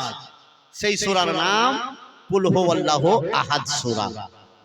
আকার ও আয়তনের দিকে খুব ক্ষুদ্র এবং ছোট, 2 লাইনে। বিসমিল্লাহির রহমানির রহিম। কুল হুয়াল্লাহু আহাদ আল্লাহুস সামাদ লাম ইয়ালিদ ওয়া লাম ইউলাদ ওয়া লাম ইয়াকুল লাহু কুফুওয়ান আহাদ। এখানে কেবলমাত্র আমার আল্লাহর গুণগান, আল্লাহর প্রশংসা আছে। আমার আল্লাহ বলেন, কুল, হে আমার হাবিব, হে আমার নবী, হে আমার রাসূল, তুমি বলে দাও, হুয়াল্লাহু আহাদ, আল্লাহ তিনি এক। আল্লাহুস সামাদ, আল্লাহ তিনি অদ্বিতীয়, আল্লাহর মতো দ্বিতীয় কেউ নেই। লাম ইয়ালিদ, আমার আল্লাহর কেউ জনক নয়। ওয়া লাম ইউলাদ, আল্লাহ কাউকে জন্ম দেন না। আল্লাহ তার কেউ বাপ নাই এবং আল্লাহও কারো বাপ নয়। মায়েরা এখনো দিবে সুবহানাল্লাহ। 53-30 টাকা মায়েরা আমার এত টাকা দিয়েছেন, সুবহানাল্লাহ। এই কোরআন পাকের হাদিয়া দিবে সব। একটু খাতা কলম নিয়ে যাও। বুঝতে পারলেন, মায়েদের দিকে যেতে হবে। 5300 মানে 5300 টাকা মায়েদের তরফ থেকে দান এসেছে। আর বাবাদের, ভাইদের, যুবকদের, ওই যুবকরা তো কেটে দাঁড়িয়ে। সুবহানাল্লাহ। রুহুল শেখ, সুবহানাল্লাহ। রুহুল শেখ বাবা আমার এখানে থাকিয়া কালাম পাকের একখানা হাদিয়া দিল মাদ্রাসায় 500 টাকা দান লাগিয়া। ওগো আল্লাহ, যে নিয়তে যে উদ্দেশ্যে করে গেল দান, তার দান কবুল করো ওগো রহমান। আমিন ও আমিন খোদা, আমিন ও আমিন। মোদের দোয়া কবুল করো রব্বুল আলামিন। মুসলমান মায়েদের তরফ থেকে 5300 টাকা পেয়েছি।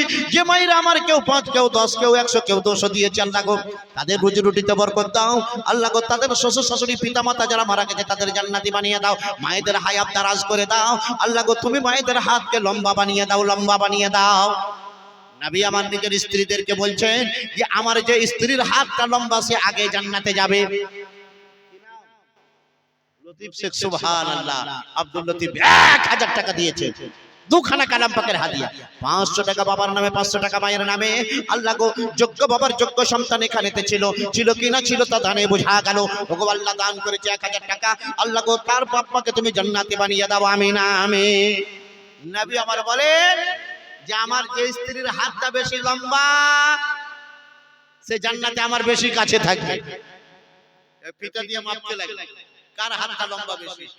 নবী আমার একটু মিচকি হাসতে লাগলেন, মৃদু হাসি হাসলেন। বলছে, ওরে ওই ফিতে দিয়ে মাপার লম্বা হাত বললাম না, দানে যার হাতটা বেশি লম্বা সে জান্নাতে আমার বেশি কাছে থাকবে। যে মায়েদের হাত কত লম্বা আমার ভাইরা জানে। জননী মা আমার যদি 2 কিলো মাংস এনে দেন, বাড়িতে 8টা মেহমান হয়ে গেছে, মায়েরা শুরুয়া খাবে, ঝোলটা খাবে, কিন্তু তারা শান্তিতে থাকবে, কাউকে বলবে না। আর আপনি আমি যদি মাংস না পাই, গোশত না পাই, ঝগড়া লাগাবো, তাই না? ये মায়েদের গুণ। নবী আমার বলেন আর দুনিয়া ওয়া কুল্লাহা মাতা ওয়া খায়রুল মাতা আল মারাতুস সালিহা। দুনিয়াতে অনেক সম্পদ আছে কিন্তু তোমার মূল্যবান সম্পদ হলো তোমার নেক স্ত্রী। জোরে বলুন, তোমার নেক স্ত্রী। সুবহানাল্লাহ, নেক স্ত্রী পাওয়া সবচেয়ে দুনিয়ার মূল্যবান সম্পদ পাওয়া। যে রবিউল ইসলাম 500 টাকা দিয়েছেন, আল্লাহ তার দানকে তুমি কবুল করে নাও, আমিন আমিন। আয়ারুল শেখ 500 টাকা দিয়েছেন, আল্লাহ তার দানকে কবুল করে নাও। জয়দুল শেখ 500 টাকা দিয়েছেন, আল্লাহ তার দান তুমি কবুল করে নাও। মায়েদের তরফ থেকে একখানা করে কালাম পাকের হাদিয়া চাইছিলাম। নবী আমার বলেন কুল হুয়াল্লাহু আহাদ ইয়াদুল সুলুসুল কোরআন। বলছে ও মুসলমানেরা শোনো শোনো, আয়াতন আয়াতের দিক দিয়ে সবচেয়ে ক্ষুদ্র হতে পারে কিন্তু এই সূরার কত মর্তবা শোনো শোনো। কুল হুয়াল্লাহু আহাদ সূরাটা 10 পারার সমতুল্য, অর্থাৎ কোরআন পাকের 3 ভাগের 1 ভাগ। 3 বার যদি কুল হুয়াল্লাহু আহাদ সূরাটা পড়া যায়, এক খতম কোরআন শরীফ পড়ার নেকিটা পাওয়া যায়। এক খতম কোরআন শরীফ পড়ার নেকি পাওয়া যায়। আর এই সূরাটা কতবার পড়বেন দিনে? নবী আমার একটা আমল দিতে শুনুন। মিশকাত শরীফ পাতা নাম্বার 495, হাদিস নম্বর 5382 এর মধ্যে হাদিসটা লেখা। বয়ার নবী আমার বলেন মান করা সূরাতুল ইখলাস 100 মাররাতান। আমার এখানে থাকিয়া স্বামীর নামে 500 টাকা দাম দিল মাদ্রাসা লাগিয়া, যে উদ্দেশ্যে যে নিয়তে মা আমার করে গেল দান, তার দান কবুল করো ও গো রহমান। মাবুদ গো, তার স্বামীর কবরটা বানিয়ে দাও জান্নাতের বাগান। আমিন ওই আমিন খোদা, আমিন ওই আমিন। মোদের দোয়া কবুল করো রব্বুল আলামিন। মা আমার দান করেছেন একখানা কালাম পাকের হাদিয়া, আল্লাহ গো তুমি তার রহমতে তার ঘরটা পরিপূর্ণ করে দাও, তার হায়াত দারাজ করে দাও, আর তার রুজি রুটিতে বরকত দাও, তার বিপদ আপদ বালা মুসিবত দূর করে দাও। একখানা করে কালাম পাকের হাদিয়া। মনে হয় 10 জন হয়নি, 30 পারা কোরআন শরীফে। তো সুবহানাল্লাহ, নবী আমার বলেন মান করা সূরাতুল ইখলাস 100 মাররাতান। কোন মুসলমান যদি দিনে 200 বার কুল হুয়াল্লাহু আহাদ সূরাটা পড়ে, দিনে 200 বার কুল হুয়াল্লাহু আহাদ সূরাটা পড়ে, মুহিয়া আনহু যুনুবা 50 আম্মা।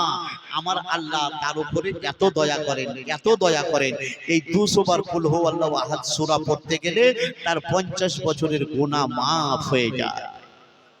আর কত রহমত দয়া নিবে এই সূরাতে, কত রহমত বড়।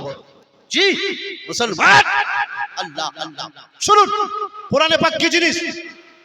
আমাদের দেশের একটা সংবিধান আছে, কনস্টিটিউশন অফ ইন্ডিয়া বলা হয়। এই সংবিধানের ঊর্ধ্বে কেউ নয়। প্রধানমন্ত্রী হোক, রাষ্ট্রপতি হোক, মন্ত্রী হোক, সাধারণ লোক হোক, শিল্পপতি হোক, কোটিপতি হোক, সংবিধানের মধ্যে সবাইকে থাকতে হয়। হিন্দু হও, জৈন হও, খ্রিস্টান হও, বৌদ্ধ হও, তুমি ভারতীয় হলে তোমাকে ভারতের সংবিধান মানতেই হবে। আমাদের সংবিধানে প্রধানমন্ত্রীকে বেশি ক্ষমতা দেওয়া হয়েছে, কিন্তু আমাদের সংবিধানে রাষ্ট্রপতিকে বেশি সম্মান দেওয়া হয়েছে। বুঝেছেন? এই কারণে প্রধানমন্ত্রীর দরকার পড়লে রাষ্ট্রপতিকে ডাকেন না, রাষ্ট্রপতির কাছে যান। কি বুঝা গেল? যার বেশি সম্মান তার কাছে যেতে হয়, যার বেশি সম্মান তার কাছে যেতে হয়। কোরআন আমাদেরকে একটা ফর্মুলা দিয়েছে। কোরআন পাকের মধ্যে 114টি সূরা আছে।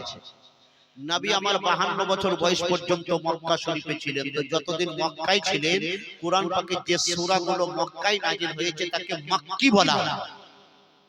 কোরআন শরীফে দেখবেন বিসমিল্লাহির রহমানির রহিম লেখা আছে, আর লেখা আছে হাদিহি সূরা মাক্কিয়াতুন, অথবা লেখা আছে হাদিহি সূরা মাদানিয়াতুন। এই সূরাটা মক্কি বা এই সূরাটা মাদানী, এইভাবে লেখা আছে। তো এইভাবে যদি আপনি দেখেন তো মক্কা শরীফে বেশি দিন ছিলেন, এই জন্য মক্কায় কোরআন শরীফ বেশি নাযিল হয়েছে। হ্যাঁ, তো 89টি সূরা মক্কি, আর মদিনা শরীফে ছিলেন 10 বছর, 25টি সূরা হলো মাদানী। তার আগে কি বললাম? সম্মানীয় ব্যক্তিকে ডাকা যায় না, তার কাছে যেতে হয়। বুঝেছেন? আমার আল্লাহ যখন তাওরাত কিতাব দেবেন মুসা নবীকে, তো বলছে মুসা না না, নিজের বাড়িতে বসে থেকে কিতাব পাওয়া যাবে না, নিজের ঘরে বসে থেকে কিতাব পাওয়া যাবে না, নিজের শহরে থেকে কিতাব পাওয়া যাবে না, নিজের পাড়াতে থেকে কিতাব পাওয়া যাবে না, নিজের মসজিদে থেকে কিতাব পাওয়া যাবে না। মুসা গো শোনো শোনো, যদি কিতাব নিতে হয় তুর পাহাড়ে এসো, সেখানে তোমাকে তাওরাত কিতাব দেওয়া হবে। মুসা এসো, তোমাকে কিতাব দেবো, এসো তোমাকে কিতাব দেবো। আর আমার নবীকে আল্লাহ 114টি সূরা দিলেন, 30 পারা কোরআন দিলেন, 6666টি আয়াত দিলেন, 7টি মঞ্জিল দিলেন, 540টি রুকুওয়ালা কোরআনে পাক দিলেন। জি বললেন হাবিব গারে হিরাতে এসো, কাবা ঘরে এসো, সাফা পাহাড়ে এসো, মারওয়া পাহাড়ে এসো। বললেন না না না, জিবরাইলকে বলছেন জিবরিল শোনো, আল্লাহ কি নাম, কি নাম আপনার? মোহাম্মদ হযরত আলী। সুবহানাল্লাহ, মোহাম্মদ হযরত আলী যোগ্য বাবার যোগ্য সন্তান এখানে ছিল, ছিল কিনা ছিল তা দানে ভরে গেল।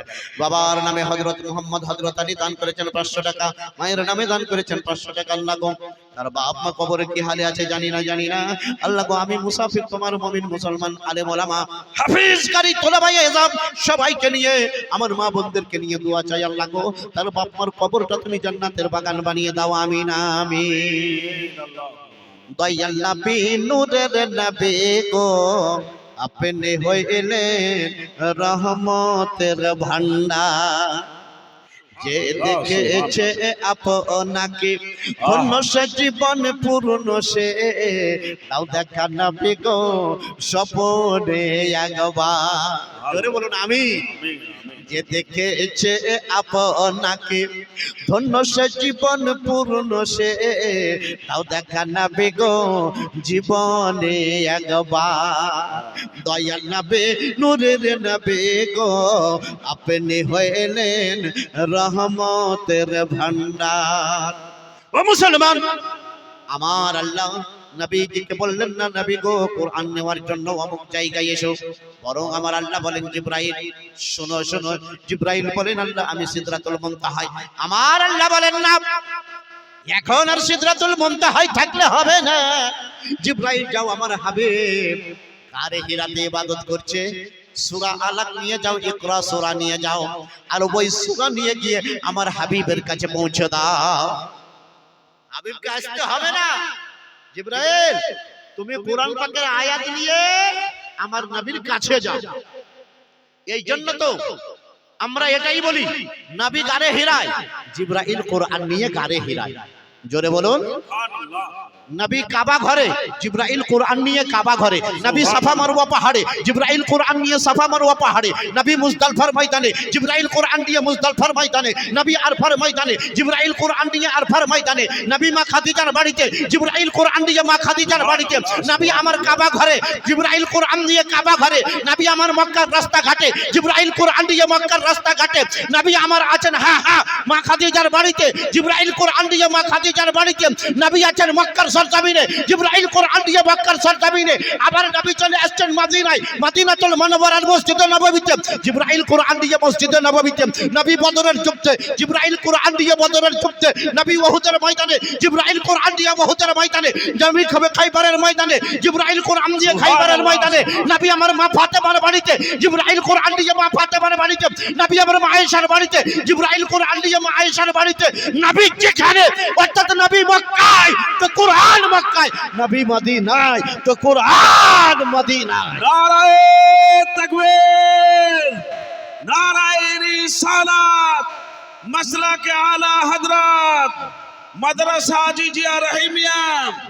নারায়ে তাকবীর, নারায়ে রিসালাত। তো কোরআন আমাদেরকে কি কনসেপ্ট দিচ্ছে যে নবীর তাজিম আমি কোরআন এমন করি, নবীকে ডাকি না, নবী যেখানে থাকে আমি কোরআন জিবরাইলের মাধ্যমে সেখানে হাজির হয়ে যাই। ও গো নবী কে গো তুমি দাও গো পরিচয়, তোমার পরিচয় না পেয়ে লোকে কয় যে তোমায় বড় ভাই, দাও গো পরিচয়। আমার নবীজিকে যারা খুব নিকট থেকে দেখেছেন তাদের বার্তা তাদের মন্তব্য আপনাদেরকে শোনাবো। আর এরকম কোন কথিত কাহিনীকে শোনাবো না, রেফারেন্স সহ, হাদিস সহ, ইতিহাস সহ, যুক্তি সহ, নলেজ সহ শোনাবো। শুনুন, বিখ্যাত হাদিসের কিতাবটির নাম জুরকানি শরীফ, 6 খণ্ড, জুরকানি আলাল মাওয়াহিব, 6 খণ্ড, পাতা নাম্বার 317। হাদিসটা লেখা আন উরওয়া বিন মাসউদ সাকাফি قال والله لقد وفدت على الملوك وفدت على قيصر وكسرى والنجاشي ما رايت ان يعظم احدا ما يعظم اصحاب محمدا والله ان يتنخم نخامه الا وقعت في يد رجل فدلك في وجهه وجسده وإن تبذى قادوا لا يقتلون لوجهه। একজন মা আমার 300 টাকা দান করেছেন, আল্লাহ গো তার দানটা তুমি কবুল করে নাও, তার রুজি রুটিতে বরকত দাও, তার হায়াতটা তুমি দারাজ করে দাও। আমিন। মায়েরা আমার একটাই জিনিস আমি চাইছিলাম, সেই কোরআনে মুকদ্দাসের ওসিলা, কোরআনে মুকদ্দাসের দোহাই দিয়ে আপনাদের কাছে চাই একখানা করে কালাম পাকের হাদিয়া। মায়েরা যদি কেউ 500 না পারো, একখানা কালাম পাকের হাদিয়া, কাগজ যদি একটু কমা হয় তাহলে 300তেও হয়ে যায়। 500 না পারলে 300 করে দাও মায়েরা আমার। সামনে রমজান মাস আসছে, খুব অল্প দিন, আল্লাহু আকবার, তৈরি হতে হবে আমাদের যে রমজান মাসে রোজা রাখবো, তারাবি পড়বো, মাশাআল্লাহ, তার সাথে সাথে কোরআনে পাক তেলাওয়াত করব। কারণ নবী আমার বলে, ইন্নাল কুরআনা ওয়া সিয়াম রমজান ইয়াশফিআনি ইনদার রাব। রমজানের রোজা আর কোরআনের তেলাওয়াত বান্দার জন্য আল্লাহর দরবারে সুপারিশ করবে। সুবহানাল্লাহ। এবারে আসুন, যে হাদিসটা পড়লাম তার আগে একটা হাদিস পড়েছি, তার অনুবাদ হয়নি, দ্বিতীয় একটা হাদিস পড়েছি। তো প্রথম হাদিসটার অনুবাদ বলি। হযরতে আনাস রাদিয়াল্লাহু আনহু তিনি হাদিস বর্ণনা করেন, নবী আমার বলেন, কোন মুসলমান আমার উপরে মান সাল্লাল্লাহু আলাইহি সালাতান ওয়াহিদা, কোন মুসলমান যদি আমি নবী আমার উপরে একবার দরুদ শরীফ পড়ে, তো আল্লাহ তাআলা আমার নামে এত রহমত রেখেছেন, এত বরকত রেখেছেন, এত দয়া রেখেছেন, এত করুণা রেখেছেন। আমার নাম একবার পড়তে গেলে আল্লাহ তাআলা তার আমলনামায় 10টি নেকি লিখে দেন। সুবহানাল্লাহ। জোরে বলুন। আর আমার আল্লাহর অফার এখানেই শেষ নয়, দুনিয়ার অফার কেমন জানেন? কলকাতায় একটা দোকানে লেখা, কলকাতার রসগোল্লা খুব মোটা মোটা হয়, বুঝতে পেরেছেন? তবে মুর্শিদাবাদের মতো নয়, কারণ মুর্শিদাবাদে তো ছানা তৈরি হওয়ার কারখানা আছে। মুর্শিদাবাদের কাঁদিতে দেখেছি, ওই ব্রিজের নিচে রাত্রে বেলায় ছানার মালা বসে। হ্যাঁ, মানে এখান থেকে ছানা চাঁচি সব যায় কলকাতার বিভিন্ন জায়গায়। তো মুর্শিদাবাদের মতো নাও হতে পারে, কিন্তু কলকাতায় একটা মিষ্টির দোকানে লেখা, রসগোল্লা কিনলে রস ফ্রি। তো লোক তো দুনিয়াতে অনেক রকম আছে। একজন গিয়ে দাঁড়িয়ে আছে দোকানের সামনে, তো দোকানে জিজ্ঞাসা করছে, তুমি দাঁড়িয়ে কেন? তা বলছে, আমি এই সাইডটা পড়েছি। কোন দিকটা? তা বলছে, রসগোল্লার সাথে রস ফ্রি, রসগোল্লা কিনলে রস ফ্রি, রসগোল্লার সাথে রস ফ্রি। তা বলছে, আমি রসগোল্লা নেবো না, আমি রসটা নেবো, ওটা তো ফ্রি। তা বলছে, গাধা কোথাকার, রসগোল্লা কিনবি তবেই তো রস পাবি।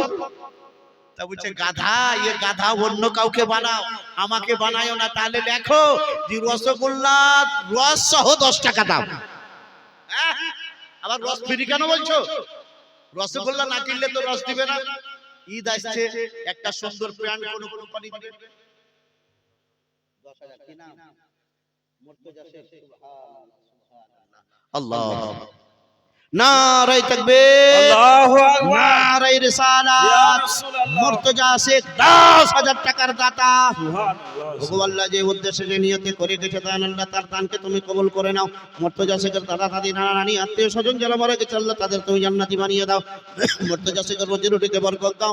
আল্লাহ গো, তুমি তার হায়াত দারাজ করে দাও, বিপদ আপদকে আসান করে দাও। আল্লাহ গো, তুমি তার জীবনের সমস্ত মনের নেক আশা আকাঙ্ক্ষাগুলোকে আল্লাহ তুমি পূরণ করে দাও। ও মুসলমান, দয়ার নবী আমার হাদিস পাকের মধ্যে বললেন, কোন মুসলমান যদি আমার উপরে একবার দরুদ শরীফ পড়ে, আমার আল্লাহ তার আমলনামায় 10টি নেকি লিখে দেন। ঈদের সময় আসছে, একটা প্যান্ট ভালো দিবে, তো দেখবেন লেখা থাকবে যে একটা জামা ফ্রি। কলকাতায় কোন পাড়ায় যদি বিরিয়ানির নতুন দোকান হয়, তো বলে 1 প্লেট বিরিয়ানি কিনলে আর 1 প্লেট বিরিয়ানি ফ্রি। তার মানে 2 প্লেট নিলে 1 প্লেট ফ্রি, বা 1 প্লেটের সঙ্গে আর 1 প্লেট ফ্রি। এই ফ্রি ফ্রি বলে সে বেশি বিক্রি করতে চায়। প্যান্ট ফ্রি বলে জামাটাকে বিক্রি করতে চায়, বুঝতে পেরেছেন? মানে ইয়ে ভাউতাবাজি ফ্রি। কিন্তু আমার আল্লাহর ওয়াফার কেমন দেখুন। ও মুসলমান, নবীর উপরে একবার দরুদ শরীফ পড়লেন। আমার আল্লাহর দয়া এখানেই শেষ নয়, আমার আল্লাহর ওয়াফার এখানেই শেষ নয়, আমার আল্লাহর মেহেরবানি এখানেই শেষ নয়। মুসলমান, নবী আমার বলেন, একবার আমি নবী আমার উপরে দরুদ শরীফ পড়তে গেলে আমলনামায় 10টি নেকি লেখা যায়, আর তার আমলনামা থেকে 10টি গুনাহকে মুছে ফেলা হয়। আল্লাহ তাআলার অফার এখানেই শেষ নয়। রুফিয়াত লাহু আশারু দারাজাত, আল্লাহ তাআলা তার 10টি দরজাকে, তার প্রমোশনকে আল্লাহ উঁচু করেন। সুবহানাল্লাহ। জানা কি গেল? দরুদ শরীফ একবার পড়লেন, 10টি নেকি পাওয়া গেল, 10টি গুনাহ মাফ হলো, আর 10টি প্রমোশন পাওয়া গেল, 30টি জিনিস পাওয়া গেল। তাহলে এ হলো আল্লাহর রহমত। আর এখানেই রহমত শেষ নাই। আমার আল্লাহর রহমত তো বান্দার উপরে এমন হবে, এক বান্দাকে ফেরেশতা জাহান্নামের দিকে টানতে টানতে নিয়ে যাবে। আর সেই বান্দা দেখে নিয়েছে একজন এলাকার আলেমে দ্বীনকে পুলিশ আপনাকে ধরে নিয়ে গেছে। এবারে রানিং পার্টির, রোলিং পার্টির কোন বড় নেতা বসে আছে বাহাদুরপুর মোড়ে। আপনি কি বলবেন? পুলিশকে থামো। হ্যাঁ, আমাদের গ্রামের প্রধান বসে। প্রধান বলছে, কি হলো রে? বলে, পুলিশ আমাকে ধরে নিয়ে যাচ্ছে। প্রধান বলল, ছেড়ে দে। আর ক্ষমতা পুলিশের নিয়ে যাওয়া পারবে না। ঠিক ঠিক, একে ফেরেশতা টানতে টানতে নিয়ে যাচ্ছে। এই দেখে নিয়েছে, যা ওই তো আমাদের আলিম সাহেব ওনাকে জায়গা খাইয়েছিলেন, উনি বলেছিলেন একটা তালবিলকে জায়গা খাইয়েছে। এবারে ফেরেশতা কই, এই থামো। ফেরেশতা বলছে, কি হলো? চল জাহান্নামে। বলে, যাব জাহান্নামে, থামো, ওর সাথে কথা বলতে দাও। এবারে বলছে, আসসালামু আলাইকুম হুজুর। বলছে, আর তুমি? বলছে, দেখেন না, আমার কিছু গুনাহ বেশি হয়ে গেছে, ফেরেশতা জাহান্নামে টানতে। এত ক্ষমতা? তুমি আমার মাদ্রাসার ছেলে জায়গির খাইয়েছো, আমার মাদ্রাসায় দান করেছো, আমাকে খাইয়েছো, তোমাকে জাহান্নামে নিয়ে যাবে? আল্লাহ পাকের দরবারে কি আলেমে দ্বীন বলছে, আল্লাহ, ওগো আল্লাহ, এই বান্দা আমার সম্মান করেছিল তোমার নবীর জন্য, আর তুমি তো তোমার হাবিবের বড় সম্মান করো।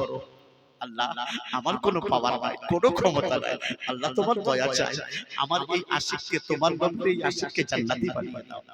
এই বান্দা আলিমে দ্বীনের সামনে গিয়ে বলবে, আমা তারিফুনি আনাল্লাযী সাকাইতুকা সরবা, আমা তারিফুনি আনাল্লাযী ওয়াহাবতু লাকাল ওযুয়া। বলবে, তুমি আমাকে চিনো না? এই আলিমে দ্বীন, আমি তোমাকে ওযুর জন্য 1 লোটা পানি দিয়েছিলাম। আলিমে দ্বীন, আমাকে চিনছো না? এখন আমি জাহান্নামী হতে চলেছি, আমি তোমাকে 1 গ্লাস পানি পান করিয়েছিলাম। আলিমে দ্বীন বলবে, হ্যাঁ চিনি, চলো চলো, আমি তোমাকে শাফাআত করছি আর তোমাকে জান্নাতে নিয়ে যাব।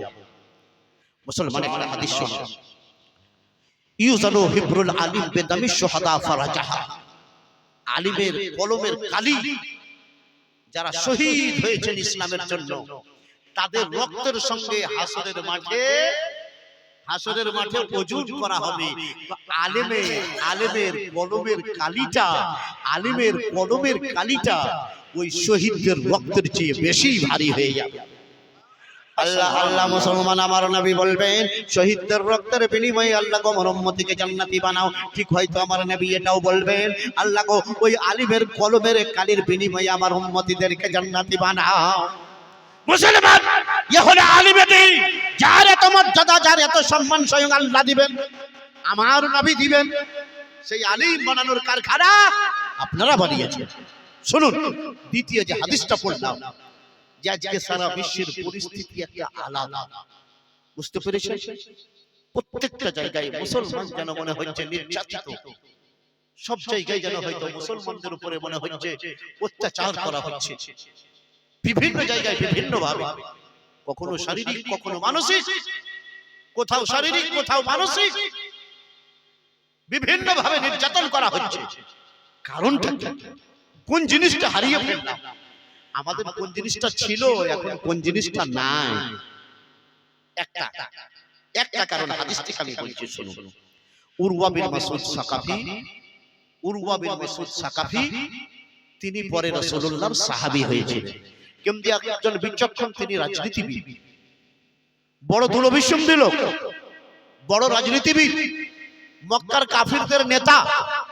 হুদাইবিয়ার ময়দানে নবী আমার উমরা করার জন্য যাচ্ছেন। হুদাইবিয়ার ময়দানে নবী আমার তাবু গাড়লেন। কাফেররা খবর পেল, বলছে না ওই নবীকে, নবীর সাহাবাকে এই মক্কায় ঢুকতে দেওয়া হবে না।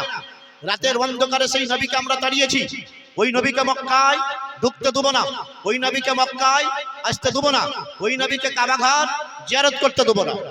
নবীর সাহাবারা বলেন হাতে চুরি পরে নাই, মক্কার কাফেরেরা সেদিন ভুলে যাও, রাতের অন্ধকারে সেদিন হয়তো আমরা শান্তি চাই বলে এসেছিলাম, এখন যদি কাবা জিয়ারত করতে না দাও, এখন যদি কাবা ঘর আমাদের তাওয়াফ করতে না দাও, কাবার উমরা করতে না দাও, তাহলে প্রয়োজন পড়লে মক্কা থেকে তোমাদেরকে তাড়াবো। নবী আমার বলছেন না, লড়াইয়ের দরকার নাই, ঝগড়ার দরকার নাই। আমার আল্লাহ বলেন ওমা আরসালনাকা ইল্লা রাহমাতাল লিল আলামিন, হাবিব গো তোমাকে সারা জগতের জন্য আমি দয়ালু করে পাঠালাম। দয়ার নবী আমার, রহমাতুল লিল আলামিন নবী আমার। কাফেরদেরকে বলছে কাফেররা আমি লড়াই করতে আসিনি, আমি হজ উমরা করতে এসেছি। কাফেররা বলছে না না তা চলবে না। উরওয়া বিন মাসউদ সাকাফি কাফেরদের নেতা হয়ে আমার নবীজির সঙ্গে চুক্তি করতে গেলেন, আর ওই চুক্তিকে বলা হয় হুদাইবিয়ার সন্ধি, সুলহে হুদাইবিয়া। তিনটি ধারার উপরে ওখানে চুক্তি হয়েছে। হ্যাঁ, তো উরওয়া বিন মাসউদ সাকাফি তিনি আমার নবীজিকে দেখছেন, দয়ার নবীকে মাথা মোবারক থেকে নিয়ে পা মোবারক পর্যন্ত দেখছেন, আর মনে মনে বলছেন আল্লাহ গো এই নবীর চেহারা মোবারককে কেমন হা বানিয়েছো, চেহারা দেখি তো মনে হয় দেখতেই যেন থেকে যায়। নবীজি যখন মৃত্যু হাসি হাসেন, দাঁত মোবারক যখন বেরিয়ে যায়, মনে হয় রাত্রের অন্ধকারটা নবীজির দাঁতের নূরের জ্যোতিতে মনে হয় আলো হয়ে দিন হয়ে যায়। দয়াল নবী আমার, তিনার মাথা মোবারক দেখি তো মনে হচ্ছে যেন দেখতেই থেকে যায়। আল্লাহর নবীর চোখ মোবারক দেখছি তো মনে হচ্ছে যেন দেখতেই থেকে যায়। আল্লাহর নবীর সিনা মোবারক দেখছি তো মনে হচ্ছে যেন দেখতেই থেকে যায়। আল্লাহর নবীর আপাদ মস্তক মোবারক, নবীজির মাথা মোবারক থেকে নিয়ে পা মোবারক পর্যন্ত উরওয়া বিন মাসউদ সাকাফি কাফিরদের নেতা হয়ে তিনি এসেছেন, আর আবার নবীজিকে বারবার দেখে। দেখার পর মক্কায় ফিরে গেলেন, চুক্তি হয়ে গেল। মক্কার কাফেরদেরকে ডাকছে, এই শুনো কাফেররা, কি হলো কি হলো? তা বলছে একটা কথা বলবো। বলছে ওই নবী আর নবীর সাহাবীদের কথা মেনে নাও, নবী আর নবীর সাহাবীদের কথা মেনে নাও, আর তা যদি না মানো একদিন লাঠির ডগায় তারা মেরে মেরে তোমাদেরকে মানাবে। বলছে ওই মুহাম্মদ আর মুহাম্মদের লোকেরা তোমাকে কি জাদু করলো, কি খাওয়ালো? বলছে ওরে এটা জাদু নয়, আমি একজন বিচক্ষণ রাজনীতিবিদ, আমার চুল দাড়িগুলো পেকেছে, এমনি পাকেনি, আমি বিচক্ষণ রাজনীতিবিদ, আমি কি দেখলাম তাদেরকে বলবো? বলছে হ্যাঁ বলো। বলছে আল্লাহি লাকাদ ওয়াফাতু আলাল মুলুক ওয়াফাতু আলা কাইসার ওয়া কিসরা ওয়া নাজাশি। বলছে আমি কখনো আফ্রিকায় গেছি রাজ দরবারে, তার প্রজাদেরকে দেখেছি, কখনো আমি ইরানে গেছি রাজ দরবারে, ওই রাজার প্রজাদেরকে দেখেছি, রাজাকেও দেখেছি, কখনো আমি ইরাকে গেছি সেই রাজ দরবারে, রাজাকেও দেখেছি, রাজার প্রজাদেরকেও দেখেছি, আর হুদাইবিয়ার ময়দানে এক রাজার কাছে গেলাম, যে রাজার নাম, যে কিং এর নাম কিং অফ মুহাম্মদ সাল্লাল্লাহু আলাইহি ওয়াসাল্লাম, যার নাম মুহাম্মদ আরবি সাল্লাল্লাহু আলাইহি ওয়াসাল্লাম, আর তার প্রজাদের নাম সাহাবীয়ে রাসূল, তার প্রজাদের নাম সাহাবীয়ে রাসূল। আল্লাহ আল্লাহ, নবীর সাহাবী, নবী কেমন মানতেন তারা। জন্ম আমার নবীর যুগে, কি নাম? বেনামে 1000 টাকা দান করেছেন, আল্লাহ তার দান কবুল করে দাও। তবে কোরআন পাকে একখানা কালাম পাকের করে হাদিয়া চাইছিলাম, মায়েরা বাবারা 500 করে টাকা একটু আস্তে আস্তে দিয়ে দিন। জন্ম আমার নবীর জাহেরে যুগে হলে কেমন হতো, জন্ম আমার নবীর যুগে হলে কেমন হতো, দুই নয়নে রাসূল পাক দেখলে কেমন হতো, জন্ম আমার নবীর যুগে হলে কেমন হতো।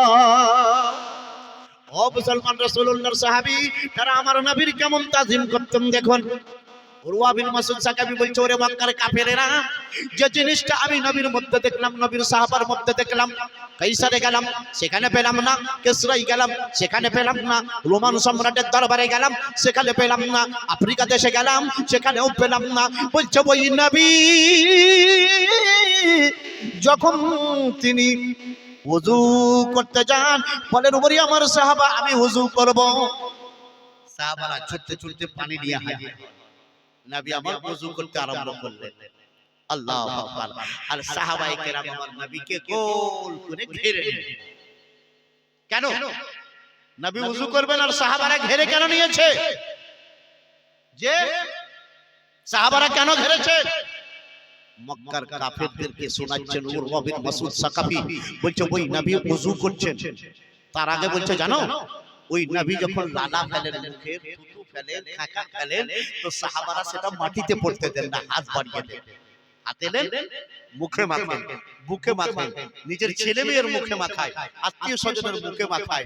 আর কি বলে, এ নবীর শরীরের অংশ আমরা লাগিয়ে দিলাম, আমাদের উপরে জাহান্নাম হারাম হয়ে গেল। কুল্লা শাইইন মাররা আলা ওয়াজহিল আম্বিয়া লা তাকুলুহুন নার। পয়েন্টটা দেখুন, বলছে ইয়ে নবীর ইশক ও মুহাব্বত।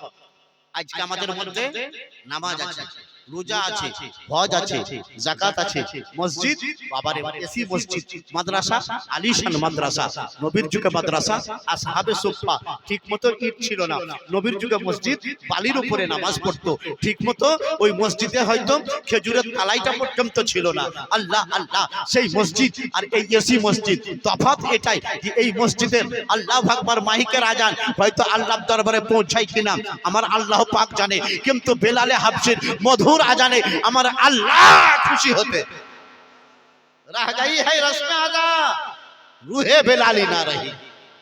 আজানের রসম রেওয়াজটা তো আছে এবং রাখতেও হবে। যে গ্রামে আজান হয় না, মসজিদ আছে, তাদের উপরে আল্লাহর লানত হয়।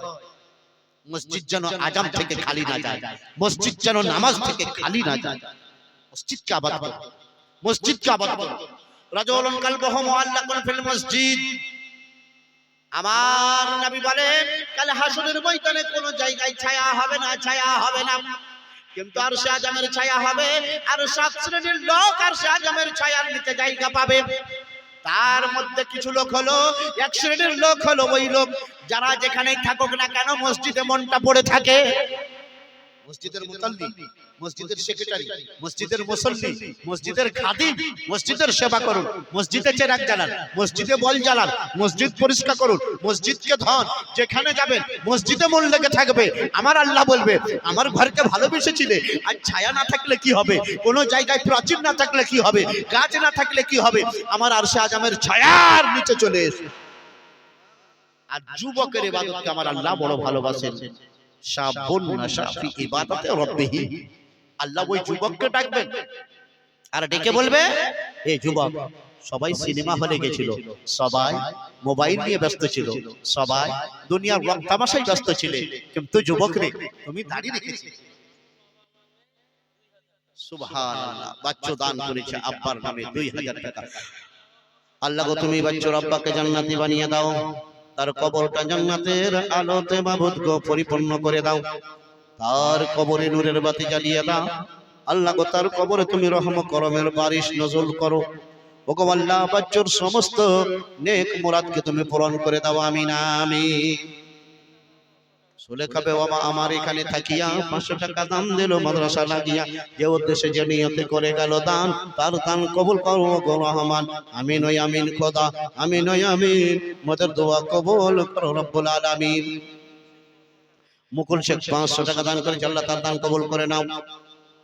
আব্দুল্লাহ 500 টাকা দান করেছেন, মাবুদ গো তার দান কবুল করে নাও। মায়েরা আমার 2650 টাকা দান করেছেন, নিজের হাতকে বড় লম্বা বানিয়েছেন। আল্লাহ গো আমার ওই মায়েদের মুরাদকে তুমি পূরণ করে দাও, তাদের রুজি রুটিতে বরকত দাও, তাদের হায়াত দারাজ করে দাও। মা খাতুনে জান্নাত ফাতেমাতুজ জহরা রাদিয়াল্লাহু আনহার পথে যাদেরকে চলার তৌফিক দান করো, আমিন আমিন। তো মুসলমান বলছে না, আমার দয়ার নবী কেমন নবী দেখুন। সাহাবায়ে কেরাম নবী আমার লালা মুবারক ফেলতেন, নবী আমার থুতু মুবারক ফেলতেন। সাহাবারা কোনো ঘৃণা করতেন না, সাহাবারা তার মধ্যে কোনো দুর্গন্ধ পেতেন না। কেননা এই লালা মুবারক থুতু মুবারক তো দুনিয়ার থুতু নয়, আরে ওটা তো জান্নাতি বস্তু। এই থুতু কখনো হাতে নেওয়া যায়? এ তো থুতু নয়, এ লালা নয়, হলো জান্নাতি বস্তু। মুশকে আমবারে ওই সুগন্ধ না। আর একটা হাদিস শোনাবো, তাহলে বুঝতে পারবেন যে আমার আল্লাহ আমার নবীকে কেমন ভালোবাসেন। সেই দয়ার নবী আমার ওয়া ইন্নাকা ওয়া ইন তানাখামা ইল্লা ওয়াকাআত ফি ইয়াদি রাজুলিন, নবী আমার লালা ফেলতেন, সাহাবায়ে কেরামরা ওটা মাটিতে পড়তে দিতেন না, নিজেদের হাতে নিতেন আর চোখে মুখে মাখতেন। দয়ার নবী ওযু করবেন ও মুসলমান, সাহাবারা নবীজিকে ঘিরে নিয়েছেন। কেন? লড়াই হবে, ঝগড়া হবে? না না না, নবীজি ওযু করছেন বিসমিল্লাহির রহমানির রহিম বলে, পানি শরীরে নিজের হাত মুবারকে লাগিয়েছেন। উরওয়া বিন মাসউদ সাকাফি টুকটুকি তাকিয়ে সব দেখছে, নবীর শরীর মুবারকে লেগে যাওয়া পানিটা। ও মুসলমান শুনুন মুহাব্বতের কথা, নবীজির শরীরে লেগে যাওয়া ওই পানি, সে আর পানি নয়, ও পানি মুবারক হয়ে গেছে, ও পানি মুবারক হয়ে গেছে। সাহাবারা নিজের হাত রেখে দিয়েছে, ওই পানি যেন মাটিতে না পড়ে, ওই পানি যেন মৃত্তিকায় না পড়ে, ওই পানি যেন জমিনে না পড়ে, ওই পানি যেন মাটি না পায়। কারণ এই পানি কত বরকত। আচ্ছা বলুন, সাহাবাদের কাছে মদিনার পানি ছিল না? সাহাবাদের কাছে জমজমের পানি ছিল না? সাহাবাদের কাছে মক্কার পানি ছিল না? সাহাবাদের কাছে আটলান্টিক মহাসাগরের পানি ছিল না? সাহাবাদের আকীদা এটাই, সাহাবাদের বিশ্বাস এটাই, সাহাবাদের কনসেপ্ট এটাই, সাহাবাদের ধারণা এটাই যে মক্কার পানি সে পানি হতে পারে, মুজদালিফার পানি পানি হতে পারে, আটলান্টিক মহাসাগরের পানি পানি হতে পারে, প্রশান্ত মহাসাগরের পানি পানি হতে পারে, নীল দরিয়ার পানি পানি হতে পারে, হ্যাঁ হ্যাঁ দাজ্জালা নদীর পানি পানি হতে পারে, ফুরাত নদীর পানি পানি হতে পারে, অন্য নদীর পানি পানি হতে পারে। কিন্তু নবী গো, আপনার শরীর মুবারকে লেগে যাওয়া পানিটা, ওই পানিটা এত বরকতের, সেই পানির সঙ্গে প্রশান্ত মহাসাগরের পানির তুলনা করা যায় না, আটলান্টিক মহাসাগরের পানির তুলনা করা যায় না, নীল নদীর পানির তুলনা করা যায় না, ফুরাত নদীর পানির তুলনা করা যায় না, জমজম কুয়ার পানি তুলনা করা যায় না। কারণ নবী গো, মদিনার ওই পানিতে আপনার হাত মোবারক লাগেনি, আর আপনার হুজুর পানিতে আপনার হাত মোবারক লেগেছে। সাহাবারা নবীজির শরীর মোবারকে লেগে যাওয়া পানিটা হাতে নিছেন, হাতে নেওয়া পর নিজে মুখে মাখছেন, নিজের বুকে মাখছেন, ছেলে মেয়েদের হাতে মুখে মাখাচ্ছেন, স্ত্রীদের হাতে মুখে মাখাচ্ছেন। অনেক দূরে সাহাবারা আছেন, অনেকে পাইনি, তো যারা হাতটা ভিজে আছে এসে বলছে, ভাই রে নবীজির পানি মোবারক, নবীজির লাগে যাওয়া শরীর মোবারকের পানি মোবারকটা তোমার হাত ভিজে করে দিয়েছে, আমার হাতটা একটু ভিজিয়ে দাও। নিজের হাতটা ভিজিয়ে নিয়ে নিজের শরীরে মাথায় কি করছে, মাখছে, এবং নিজের ছেলে মেয়ের হাতে মুখে মাখাচ্ছে। এই আকীদা আর মুহাব্বত, এই মুহাব্বতটা এখন যত আমরা মুসলমান আছি ৭৫% মুসলমানের অন্তর থেকে এটা চলে গেল, যার কারণে আমাদের পরিস্থিতি এটা। আর এই কারণে মক্কা কাফেরদের যিনি নেতা হয়ে এসেছিলেন উরওয়া বিন মাসউদ সাকাফি, পরবর্তীতে তিনি মুসলমান হয়েছিলেন। বলছে যতটা মহব্বত, যতটা ভালোবাসা, যতটা ভক্তি, যতটা শ্রদ্ধা নবীর সাহাবারা নবীর করে, অন্য রাজার প্রজারা ততটা করে না। আর যদি নবীর সাহায্য তারা, নবীর সম্মান যদি তারা এতটাই করতে থাকে, সুদূর ভবিষ্যতে ওই মুসলমানদের বিজয়ীরা দুনিয়ার কোনো শক্তি, দুনিয়ার কোনো ক্ষমতা বিরোধ করতে পারবে না, থামতে পারবে না। এই কারণে বলছি, চুপচাপ কলেমা পড়ে মুসলমান হয়ে যাও, নিজেদের মান সম্মান বেঁচে যাবে। আর তা যদি না পড়ো, তাহলে ওরা লাঠিতে মেরে মেরে কলেমা পড়াবে, তখন বাঁচার উপায় থাকবে না। কারণ যে জাতিটা নবীর জন্য প্রাণ দিতে পারে, নবীর জন্য জান দিতে পারে, নবীর জন্য সম্পদ দিতে পারে, নবীর জন্য আওলাদ দিতে পারে, নবীর জন্য মা বাপ কোরবান করতে পারে, নবীর জন্য বাড়ি ঘর ছাড়তে পারে, নবীর জন্য সব ত্যাগ করতে পারে, এই জাতিটার বিজয় রথ কেউ থামতে পারবে না।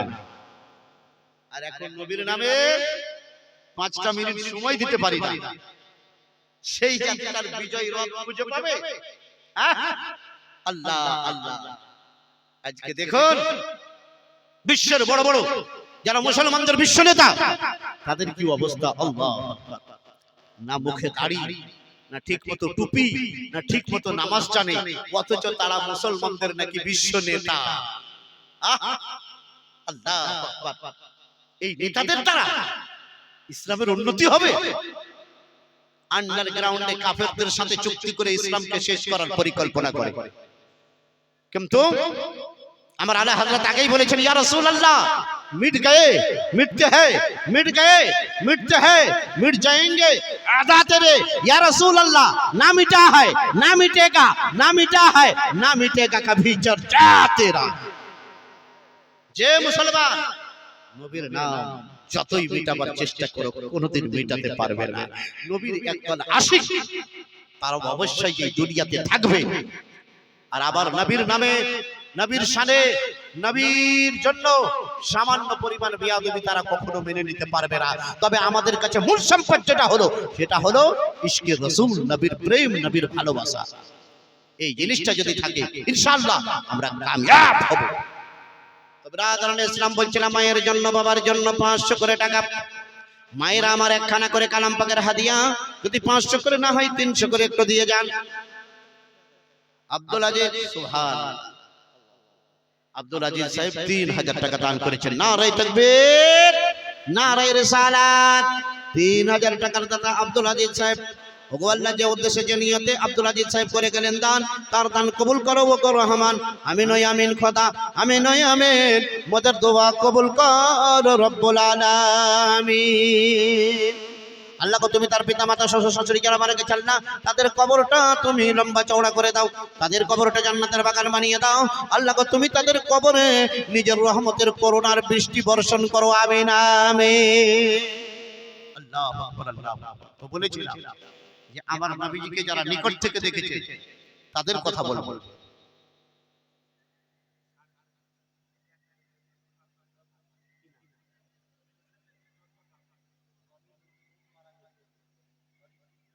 আচ্ছা, মরহুম নুরশেদের নামে তার স্ত্রী দান করেছেন, নগদ হলো 750 আর 250 টাকা বাকি। টোটাল মরহুম নুরশেদের স্ত্রী 1000 টাকা দান করেছেন। আল্লাহ গো, নুরশেদকে তুমি জান্নাতে বানিয়ে দাও, মরহুমের কবরটা লম্বা চওড়া করে দাও। আল্লাহ তুমি তাকে জান্নাতে পোশাক পরিধান করিয়ে দাও। আল্লাহ গো, মরহুম নুরশেদের কবরটা জান্নাতের বাগান বানিয়ে দাও। তার বিধবা স্ত্রীর রুজি রুটিতে বরকত দাও, হায়াত তারাজ করে দাও, বিপদ আপদ বানা মুসিবত অসুখ বিসুখ মাবুদ তুমি দূর করে দাও। আমিন আমিন। দয়ার নবী, নূরের নবী গো, আপনি হইলেন রহমতের ভান্ডার।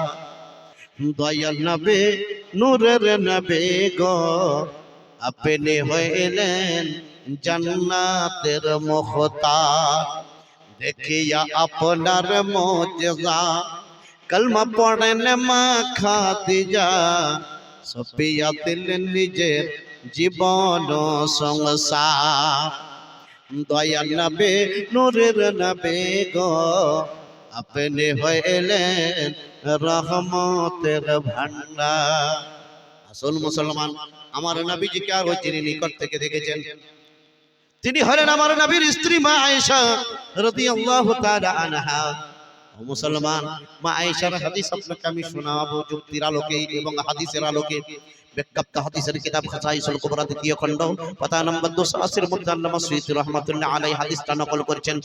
আন আয়েশা রাদিয়াল্লাহু তাআলা আনহা قالت دخلت الخلا بعدك يا رسول الله فما أرى شيئا إلا أجد ريح المسك قال يا عائشة إن معاصر الأنبياء تنبت أجسادنا على أرواح الجنة فما خرجت منه شيء ابتلعته الآن। জোরে বলুন সুবহানাল্লাহ।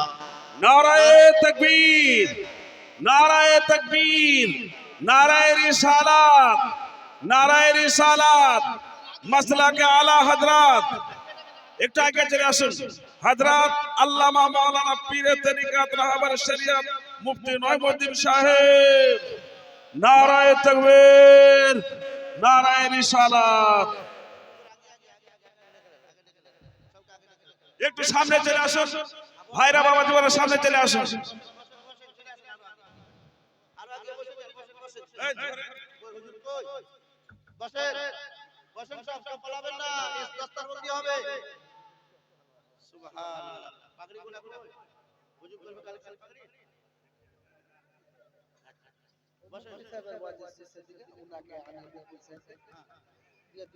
পাগড়ির কালেকশন।